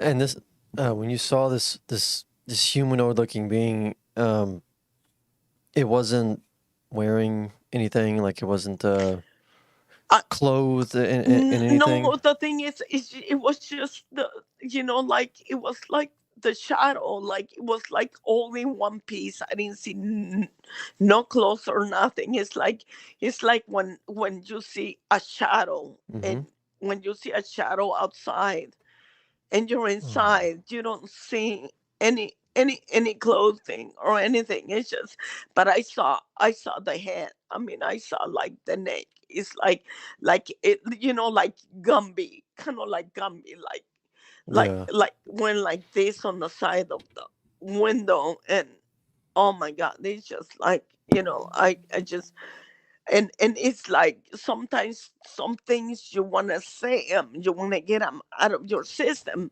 so you feel better. But the more I kind of like told that, even I told my mom and my sister, they're like, okay, like they thought I was crazy, or like my friends, my best friends, but my friend that night, the one where I used to park my car when I lived there, she believed me because she seen orbs, because she has like a camera in her baby's room. And when I would go inside the room, she would see orbs, and she knows that things follow me, and she believed me. So that was the only person. But it's just, I figure I just want to share this. But these things are real. I mean, I know they're entities, and I know they're not good, and I know they come from within our dimension. They come from this a dimension within this earth. They don't come from space. They're within. Mhm.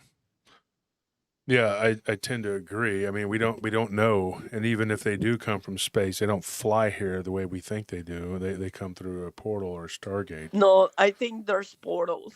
Yeah. There's photos, and it's like, and I know, like when I used to live in my old house, and when I saw these things in the beginning exiting the ceiling in my living room, and I felt like I wanted to die. That's how I felt like when I saw that. My heart dropped on my stomach, like I just wanted to. I never had a heart attack, but when I saw this thing, I felt like I wanted to die. And the first thing I call is, in the name of Jesus, please help.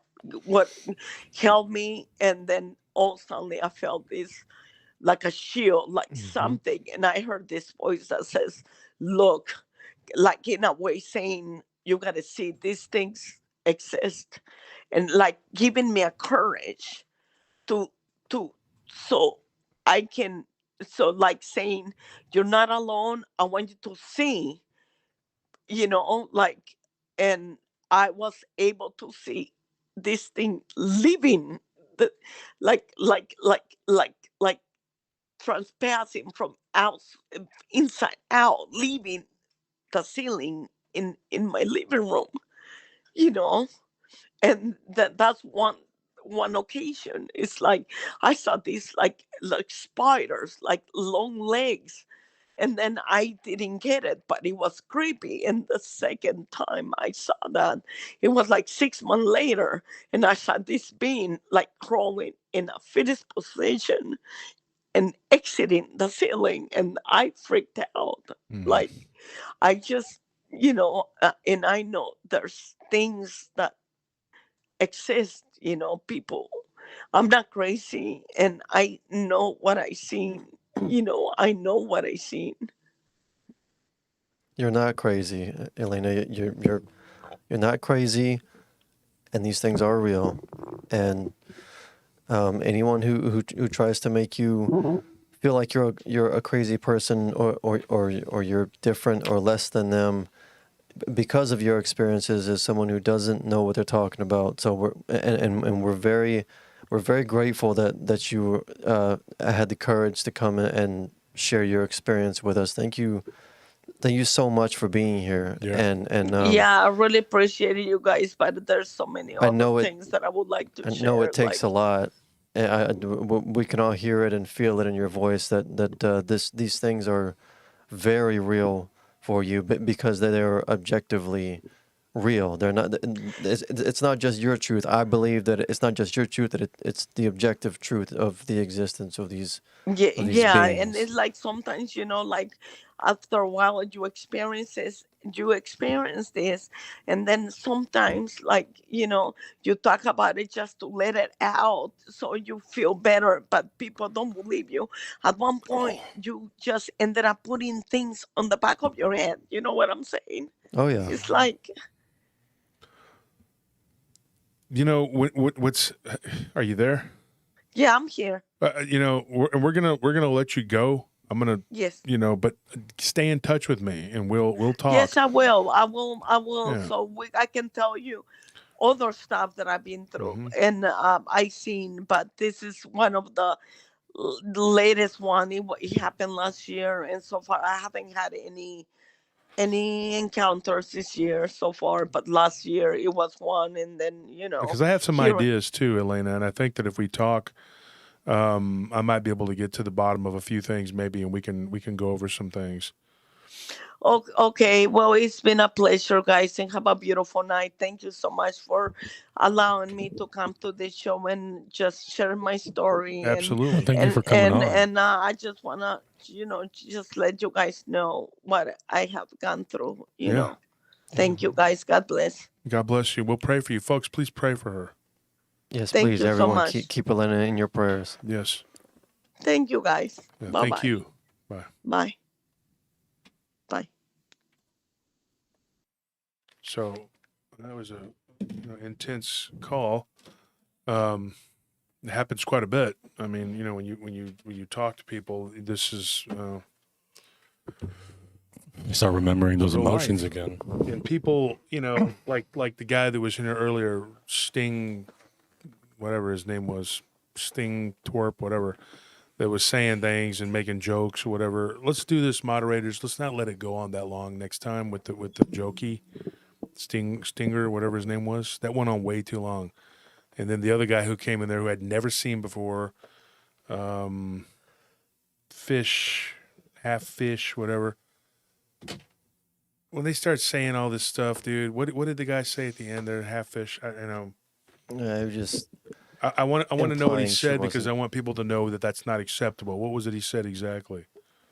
was she sober? Yeah, he was saying was she Okay. sober? When someone's talking on my show and talking to me, okay, there's a time and a place for things. We don't need you making comments. Stingray, whatever, probably Mike would guess, or one of his buddies, somebody in that along that vein. You know, you can go look at their show if you want, Stink. You can go watch him, and unless it's yourself. I mean, you know, he had a choker on. I think was it somebody. I think Bettina messaged me, and of course they were just talking about some really incredibly awesome things. I'm sure, calling me an apostate and a heathen and whatever. You know, I don't care. I really don't care. You know, when you're stooping to the level where you're bringing that guy on your show, I mean, geez Louise, you got some issues, man. So, you know, they're on their way out. I mean, I could care less with that guy.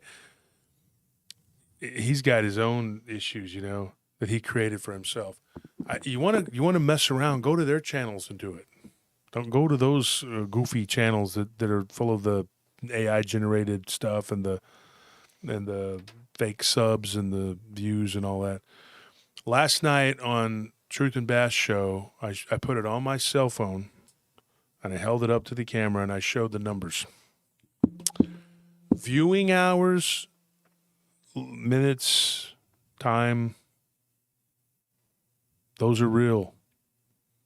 Okay? Even if you're buying the subs and all the other whatever, you got the viewing hours, they're on there. I put it on there.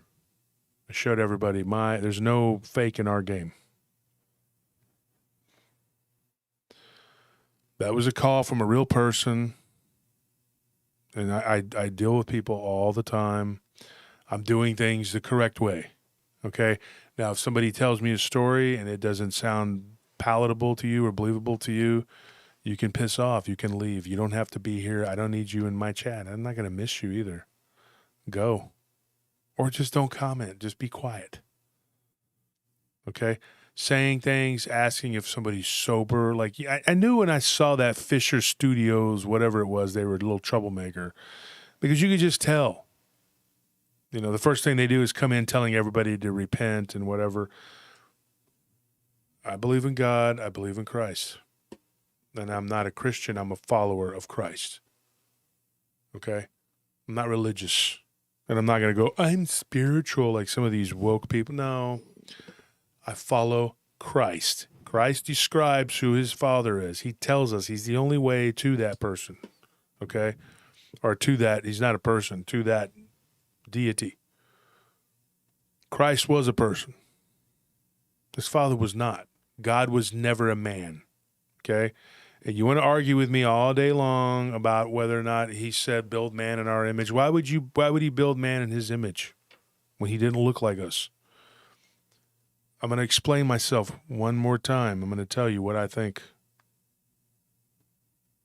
God is beyond something that we can fathom. To me, there is no question. You cannot compare God to yourself. You can't look in the mirror and go, I see God in me, because people say that because they want to believe that God's this man up there. He's not, and he never was, and he never will be. That is not what he is or what he was. You are not like God. None of us are. And I'm so sick of the interpretation of that. Everybody clings to Genesis and they say that this is what God said, this is what God is, whatever. When the translations, I'm going to say this again, they don't add up to your King James version of the Bible in the English language. How hard is that to understand, to get through your thick corrugated skulls? I'm not talking about my listeners, but these people. And then they want to fight and call me every name in the book because I'm telling you the truth. I'm giving you the real deal, okay? And they want to talk crap. They want to be upset. They want to be, you know. I'm going to tell you right now, I'm going to say it. If it offends you, then be gone. I don't care. You don't like the truth, don't like the truth. We are not like God. None of us are. I don't care what you think. I don't care what you say. You can wish and hope. God is not like us. And it says, let us make man in our image. That's the translation. God was never a man. God sent Christ in the form of man so that we could have salvation and he could pull us out of this mess. There is a whole bunch of translations that are being completely misinterpreted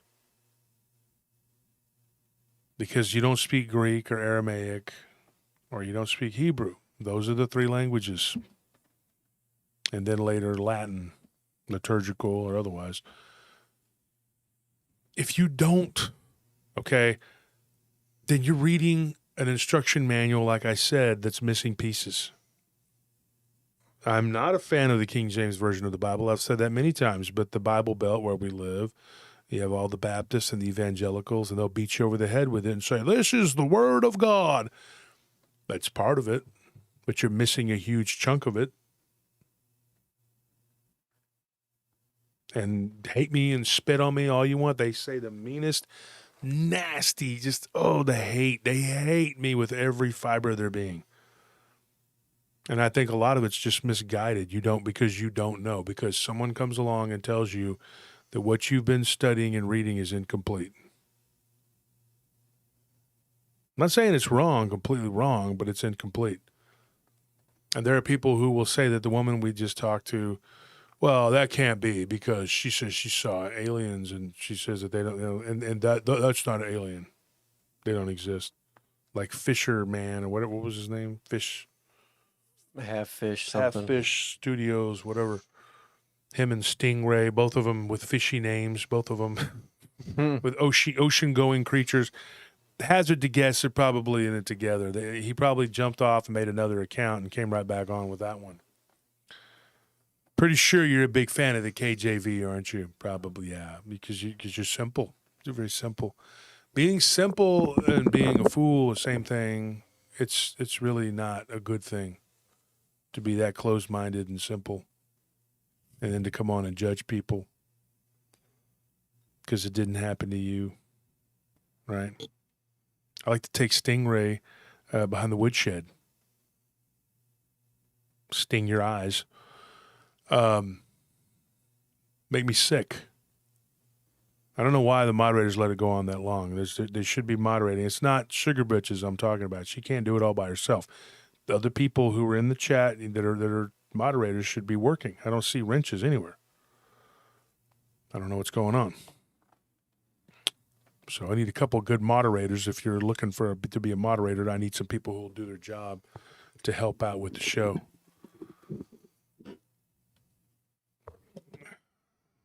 But this woman had a very freaky, scary experience. And, I mean, I hear it all the time. If you're going to judge everybody and mistreat them because their whatever doesn't fit into your preconceived world, notion, whatever, you're going to miss out on a lot. I had someone recently who's like, and I'm not going to be rude and say the name. I try not to pick on names unless it's somebody who's already started. They're like, I want to do a podcast. So this person reaches out to me. It turned into a not so good situation for them anyway. It didn't bother me. I just told them to go to hell. So I don't care. Go ahead. That's where you're headed anyway. And I said, well, what do you want to do then? They said this, and that. And whoa. I said, you're going in there with a very narrow view of the world. Well, I know the truth about the world. I said, okay, fine. And they began to argue with me. And I said, what is this? You say you're a listener of the show. You've been listening for 4 years. And then I began to tell him what I think he should do. I took my time. I'm a very, very busy person. I took my time to talk to you and explain to you, and then you pick a fight. Or maybe that was your goal to begin with. You just wanted to say your piece about me. But I told you before I blocked and deleted you, if you're lurking around in my chat, I'm going to tell you again, you're wrong. I don't care what you think. I don't care what you say. You're wrong, because you can't go into this and you know what you're going to get? You're going to get a very, very small percentage of people that are going to want to talk to you.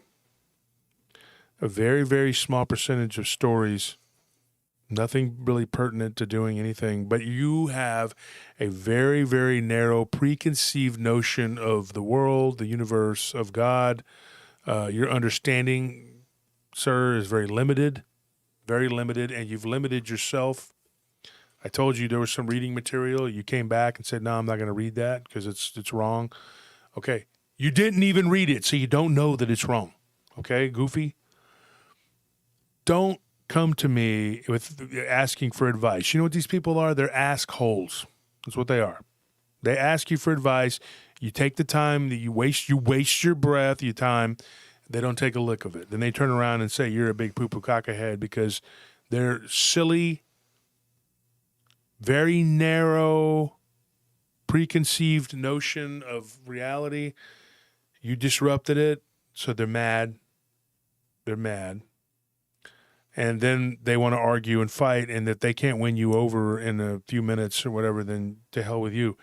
So don't bother wasting your time coming to me. I'm a very open-minded person, and I talk to a lot of different people, and I know a lot about a lot of stuff. That sounds bad, right, when I say that? I mean, like Tyrion, he's like, I drink and I know things. I don't drink, but I know things. Yeah. And Kiddo, that reached out to me a few days ago, I know more than you. Yeah, I do, yeah. You're a fool. You're a fool in the truest sense of the word. Go read Proverbs, my friend. Go read Proverbs, what Solomon says about fools and about it. That's what you are. You're a fool who will never learn. You play with fire, you get your fingers burned. If you mess with me, try to run into the group and say a couple little things or whatever, go ahead. You try to say something in another group and somebody screenshotted it. See, when people say things about me, I find out. I don't run out there and pick a fight and go to war with every time I get a piece of information. But I keep my eye on you. Then you want to run to my enemies. He's a heathen. Yes, he's a heathen. Thank you for the 20 pieces of silver. Master. Oh, he said some things about the Bible. With our very narrow understanding of the Bible and our literal belief in the translations, which are completely stupid, can we please use this information to destroy him? Well, we're going to stage for a while. We're getting to that. We're going to do it. We're going to make a big reveal, and the whole world's going to know that he's an evil bastard. Where is it? Because you've had since the beginning of September, and here it is, December almost? I don't know, what is that, September, October, November, 3 months? Where's your big reveal? Where's all this naughty information, nasty? Please let it out. Because what are you waiting for? You're sitting on this information, Clegg or whatever his name is, the chicken, whatever. Probably the same idiot that called me a blasphemer in Texas front porch. You think that because you don't know jack about the nature of reality. You don't know anything about our universe. You don't understand anything. You haven't seen anything. You haven't done anything. If you haven't seen anything, how can you open your mouth about anything? Because these people, they talk like they've seen it all. Like they've had all these experiences. When in reality, the reason they're talking like that and they're saying that is because you know how many experiences they've had? Zero. Yeah. Zero. You've had zero experiences. But yet you talk like you've discovered fire more than once. Our planet was terraformed. I'm going to tell you right now. Just because someone says they're God doesn't make it right. If you follow Christ, he will lead you to the true God. And he says he's the only way. There's one way. Now, I'm not one of those people that believes that you necessarily go to heaven or hell or purgatory, whatever. We don't know what awaits you on the other side. There's a lot of different scenarios. But if you want to get to the Father, you have to go through the Son. That's it. There's no other way.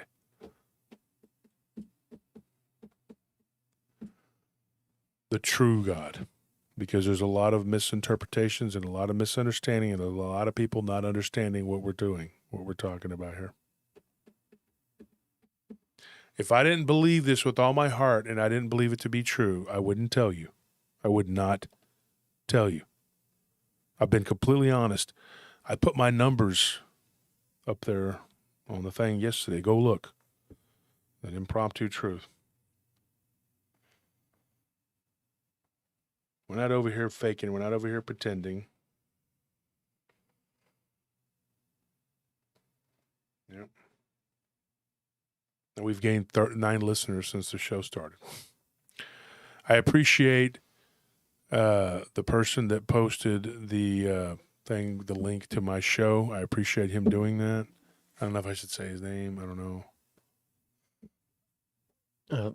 I mean, like if you posted a link, if you shared a link to the show on his own, I guess what, Twitter account? Mm-hmm.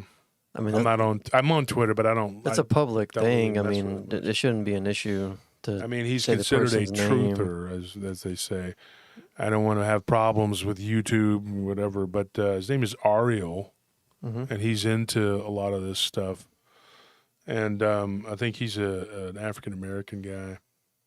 It's Ariel. But since he posted that link to our channel, we got inundated with a bunch of subs. And so we were just wondering what was going on. And I'm over here being honest and trying to tell people, and they're like, oh, look, it's a proof that he's messing with stuff. Why would I tell you that if I'm messing with stuff? For what? So that I could be under suspicion?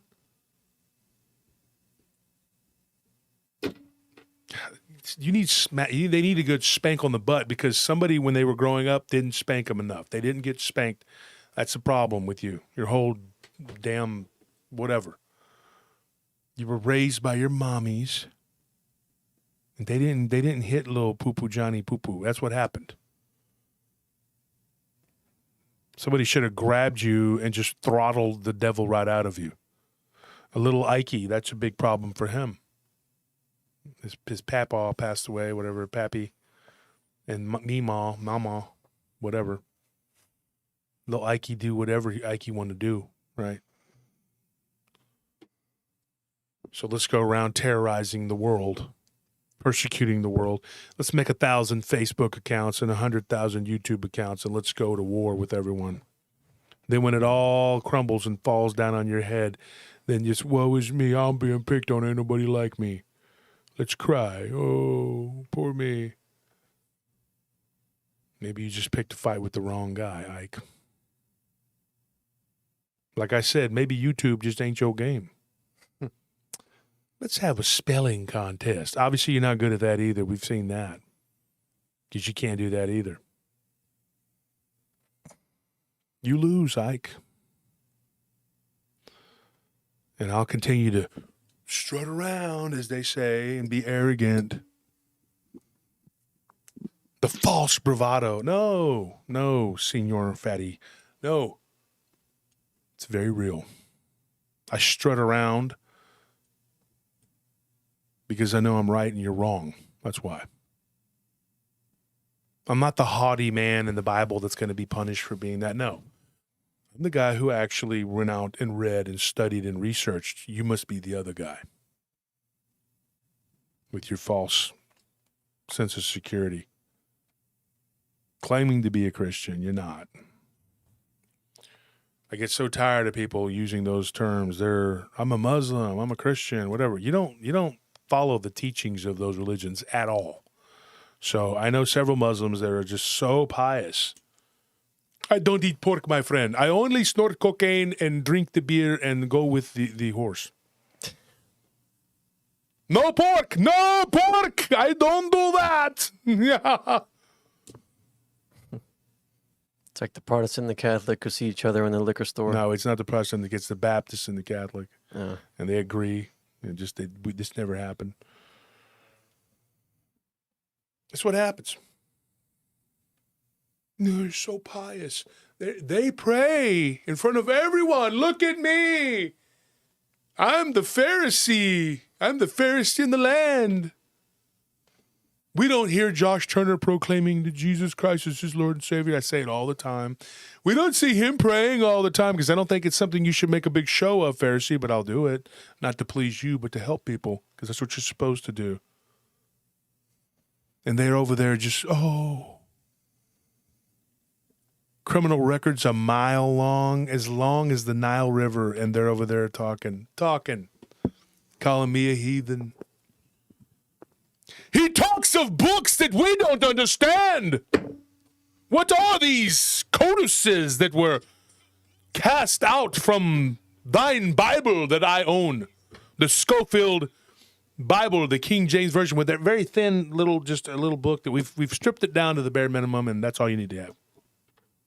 How dare you try to give knowledge to these people? You know who else did that? Lucifer. Everyone should remain ignorant. Remain calm and ignorant, folks.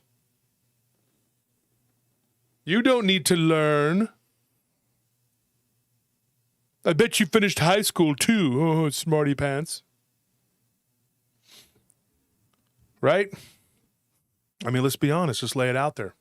You come onto my channel and you say things in my chat, fishy studio man, whatever you are, half baked, whatever his name was, and you start things, you say things, call people that they're not sober because they had. But I bet if they went to your channel, you'd be all over it, wouldn't you? When your house is now reduced to ash and ruins and the desolation has set in because now the fun time is over. Nobody's going over there and looking anymore. Nobody cares. It's the freak show's over, right? The fun house is over. The ride is over. Let me tell you something, little boys, you're all little boys. You lose.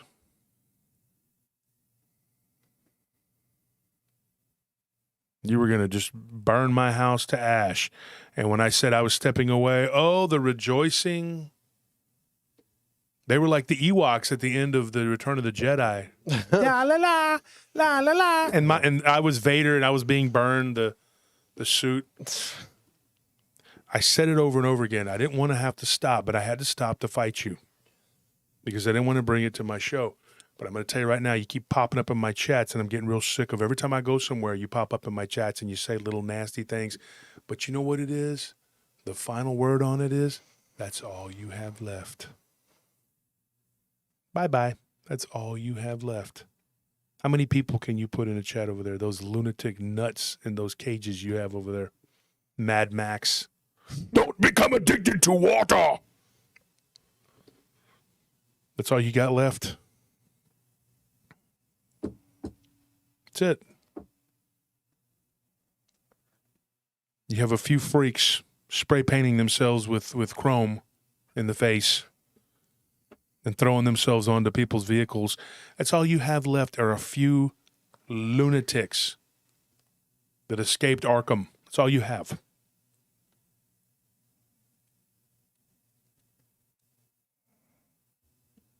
And some fake accounts. The desolation of that is very real. Halloween was an epic ass whooping.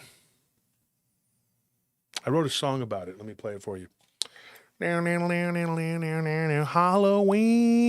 Halloween. Oh, we walked around and we did nothing on Halloween. My sister wife talked about her life, which is about attacking Josh Turner. We're like Deliverance, Halloween. Oh, it was mean. Oh, it kicked our ass. I'm so bored. Maybe I should smoke some grass. I got nothing left. My show is trash. My show is trash. I wrote that song for you. Yes, exactly. Yeehaw! He hates poor people. He hates Christians.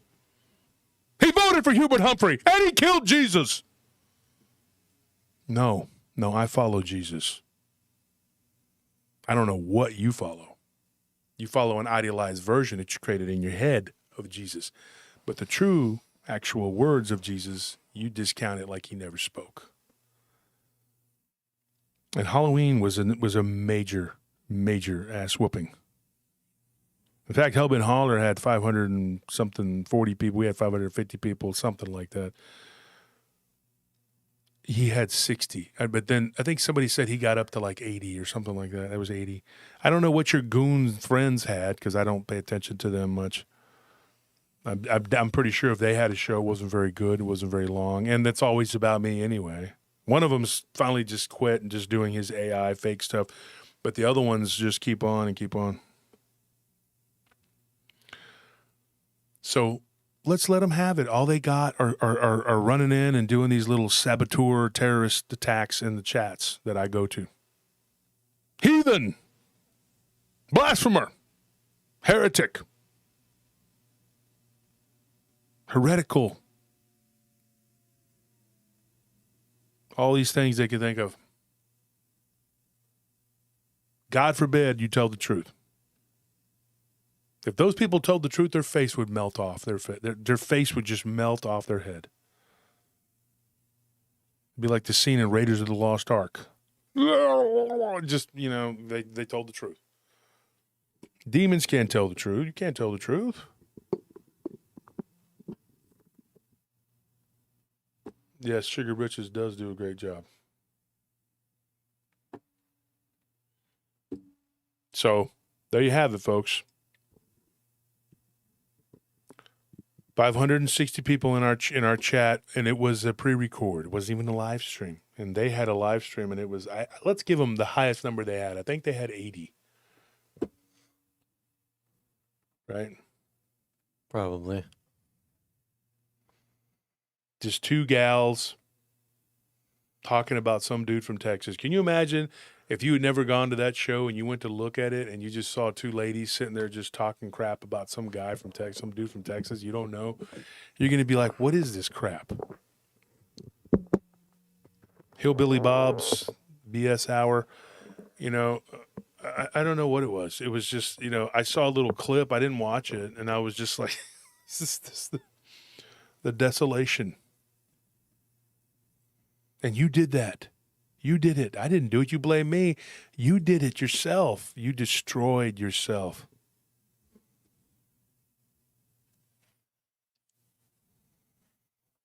Joanne Hartnett, DDoS teamed up with him, which cracks me up because supposedly DW dumped him, but DW still supports Ike. I have no idea what they're doing. I don't care. They're so out there, little consequence to me. You're probably right, Joanne. I don't even know. I don't even care what those people. All they can do is these little attacks in the chat and come in and you want to say stuff while somebody's talking. You do it when I go into other people's shows and you just get booted off and then you're mad. And then that lunatic from Britain talking, the lunatic from West Virginia talking. They don't even have channels, but they're going to make channels so they can dedicate themselves to fighting me. Who the hell is going to go watch a channel dedicated to bashing me? Stand in line. Stand in line behind the Reddit trash.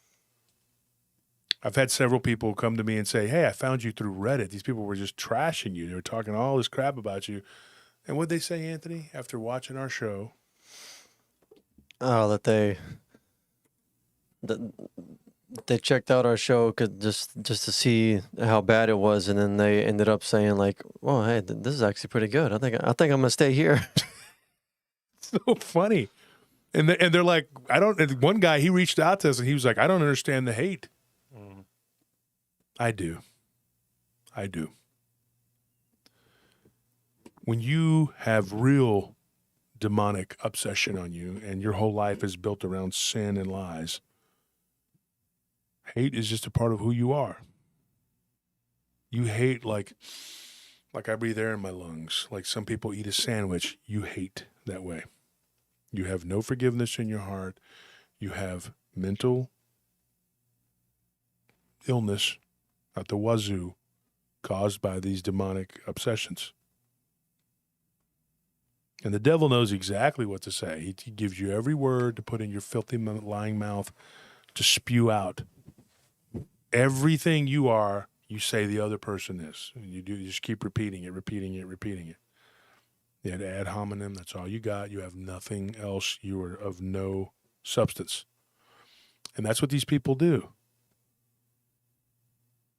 You'll never have crap. Well, you'll have crap, but that's all you'll have. And we keep growing and doing it honestly, and you keep stumbling and keep failing. We're rumbling and you're stumbling. And then you sit back, and the last thing you can do is get one of your buddies to come on and piss and moan and cry because we beat your ass into the ground. You were already falling. You just needed to be pushed, an obliging push. That's it. So say what you're going to say. Get your little punches in. Because that's all you got. You got nothing else. And you led all those people. You say, I'm leading people down bull crap. You're leading all those people down a dark, dark road with nothing. What are they going to do when you're all gone? Are they going to go find someone else to latch onto, maybe? Because they don't want to come here because you've brainwashed them into believing that we're a bunch of heathens and we're evil and we're bad. We're bad. We're wrong. We're badong. But you know that, folks. You know that's why you're here, so you can be part of the Badong cult. The bad wrong cult. People say I am a bad man. I say things that are not correct. I do things that are not correct to do. From now on, y'all shall know me as Betty. So there you have it, folks. Thank you for listening to the show. Thank you for listening to my rant at the end here. Thank you for listening to my song. I'm glad that you guys tuned in, and I hope you guys continue to tune in. I had a great time, and I enjoyed tonight's show myself. I was looking forward to it for 2 weeks to get these stories out there to tell you. And, yeah, it was cool. It was really cool. Watch your back. Watch your six, as they say, because these things are real. People like to joke around. They like to play around and come and say things and have a good old cute time at our expense. In the end, the joke's on them because they're not ever going to understand the true nature of reality. They're going to keep reading that instruction manual that's incomplete. I'm not telling you to stop reading that. I'm telling you there's a lot more that needs to be in there that's not in there. That's what I'm telling you. They say that, he's saying the King James wrong, blah, blah, blah. It's not complete. It is not. I'm not going to sit here and tell you something. If I thought I was leading you astray, I would not be saying it. There's a lot of things that need to be put into perspective. Don't come to me and tell me that you have all the answers and that's your only thing you read. Because I'm going to nod my head. Okay, fine. That's fine. But you need to be doing more. Oh, you're a bad guy. And then you're going to make a show? And you're only going to talk to people who believe like you? Like an echo chamber? Wow. Well, good luck with that. But don't ask me for advice. because you don't want truth. You want sugar-coated, buttered lies. Thank you, folks, for tuning in. Don't forget, we have the PRT hoodies. They are, y'all have them. Don't you have one? He was wearing it, He but was wearing it earlier. Yeah. They are really cool. We got the original colors in, which I'm partial to. The black and the green, we all kind of came up together. I actually can take credit for that because I said, hey, I think this looks cool because people like that green, that alien green looking whatever. And everybody voted and said yes. But it wouldn't have mattered because I don't believe in democracy. So the vote was just, I'm a dictator. That's it. democracy is for the people, by the people. He believes in the But the people are He retarded. believes in the People's Republic democracy, just like North Korea. Oh, God. Yeah, he believes in, this is the Democratic Republic people. What is it called? The Democratic People's Republic of Wolves. PRT. There we go. Not even PRT, Wolf. Well, there you go. PRT is like 8, 9 people in PRT. That's me. That's what I say.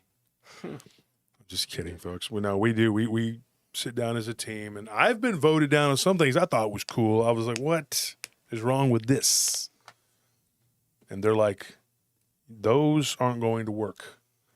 Lederhosen's just not a big seller. I'm like, I think it is, especially during Oktoberfest. Got shot down. Can't help it. The coonskin hats with the PRT logos, but they were skunks instead. I thought that was a great idea. thought so, too. Nobody wanted that. Well, Tony did. But whatever, man. Whatever. Whatever makes you choo-choo run. If it makes you feel better. Now, folks, seriously, though, go check them out. Go check out the store. And, yeah, so we're going to be trying to mail off in the middle of the week, this coming week. Tuesday, we got a show for you. Thursday, we're going to finish up with Craig, the Ojibwe couple that had the Skinwalker stuff. And then we got another Friday, with a great guest coming on Friday from Texas. And then we have Sunday. We'll do this all over again. Thank you for tuning in. I appreciate it. Now, we're getting less people in the chats on Friday than we are on Sunday, so we are now thinking about cutting Friday out. We don't know for sure, but let me know what your thoughts are on that. Message us, let us know maybe, or say something in the PRT group on Facebook. And I'm sorry if I destroy your world, your worldview, little paradigm that you were happy and comfortable with. If I'm doing that and it's uncomfortable to you, then don't be here. Because we're gonna keep breaking through to the other side over and over again. And I guarantee you we're gonna get to some answers that most people aren't coming to. They're not giving you answers. They're not giving you any conclusions. They're telling you a story and then that's it. Somebody tells a story, wow, and then, well, see ya. We do so much more than that because it's our passion. We're not doing this as a money-making venture, and we're not doing this for fame. It's what we enjoy. Okay? So we'll see you, folks. Thank you for tuning in. I love you, and I'm sorry I went on the rant at the end there, but I'm just really sick of these people and their crap. I'm just sick of it. And the war is over, folks. I declare it's over. But, you still have units that are in the woods that don't want to stop fighting. So you have to just, and that'll probably go on forever because they don't want to accept defeat. I mean, there was a Japanese guy that was found on one of the islands that still thought, he was still fighting? He was still fighting. I'm going to say this. It's one of those things where, this war ended at one time. It was hot and heavy, and they were throwing everything they had at us, and it looked like, it could have gone either way. But in the last month, I think it was pretty decisive. I never wavered. I never wavered. I told you the truth. I brought the heat. I don't think they were prepared for what happened. And now you see the desolation of their whatever. Their houses are in ruin. You did that to yourselves. Don't pick fights if you can't, They can dish it out, but they can't take it. Big time.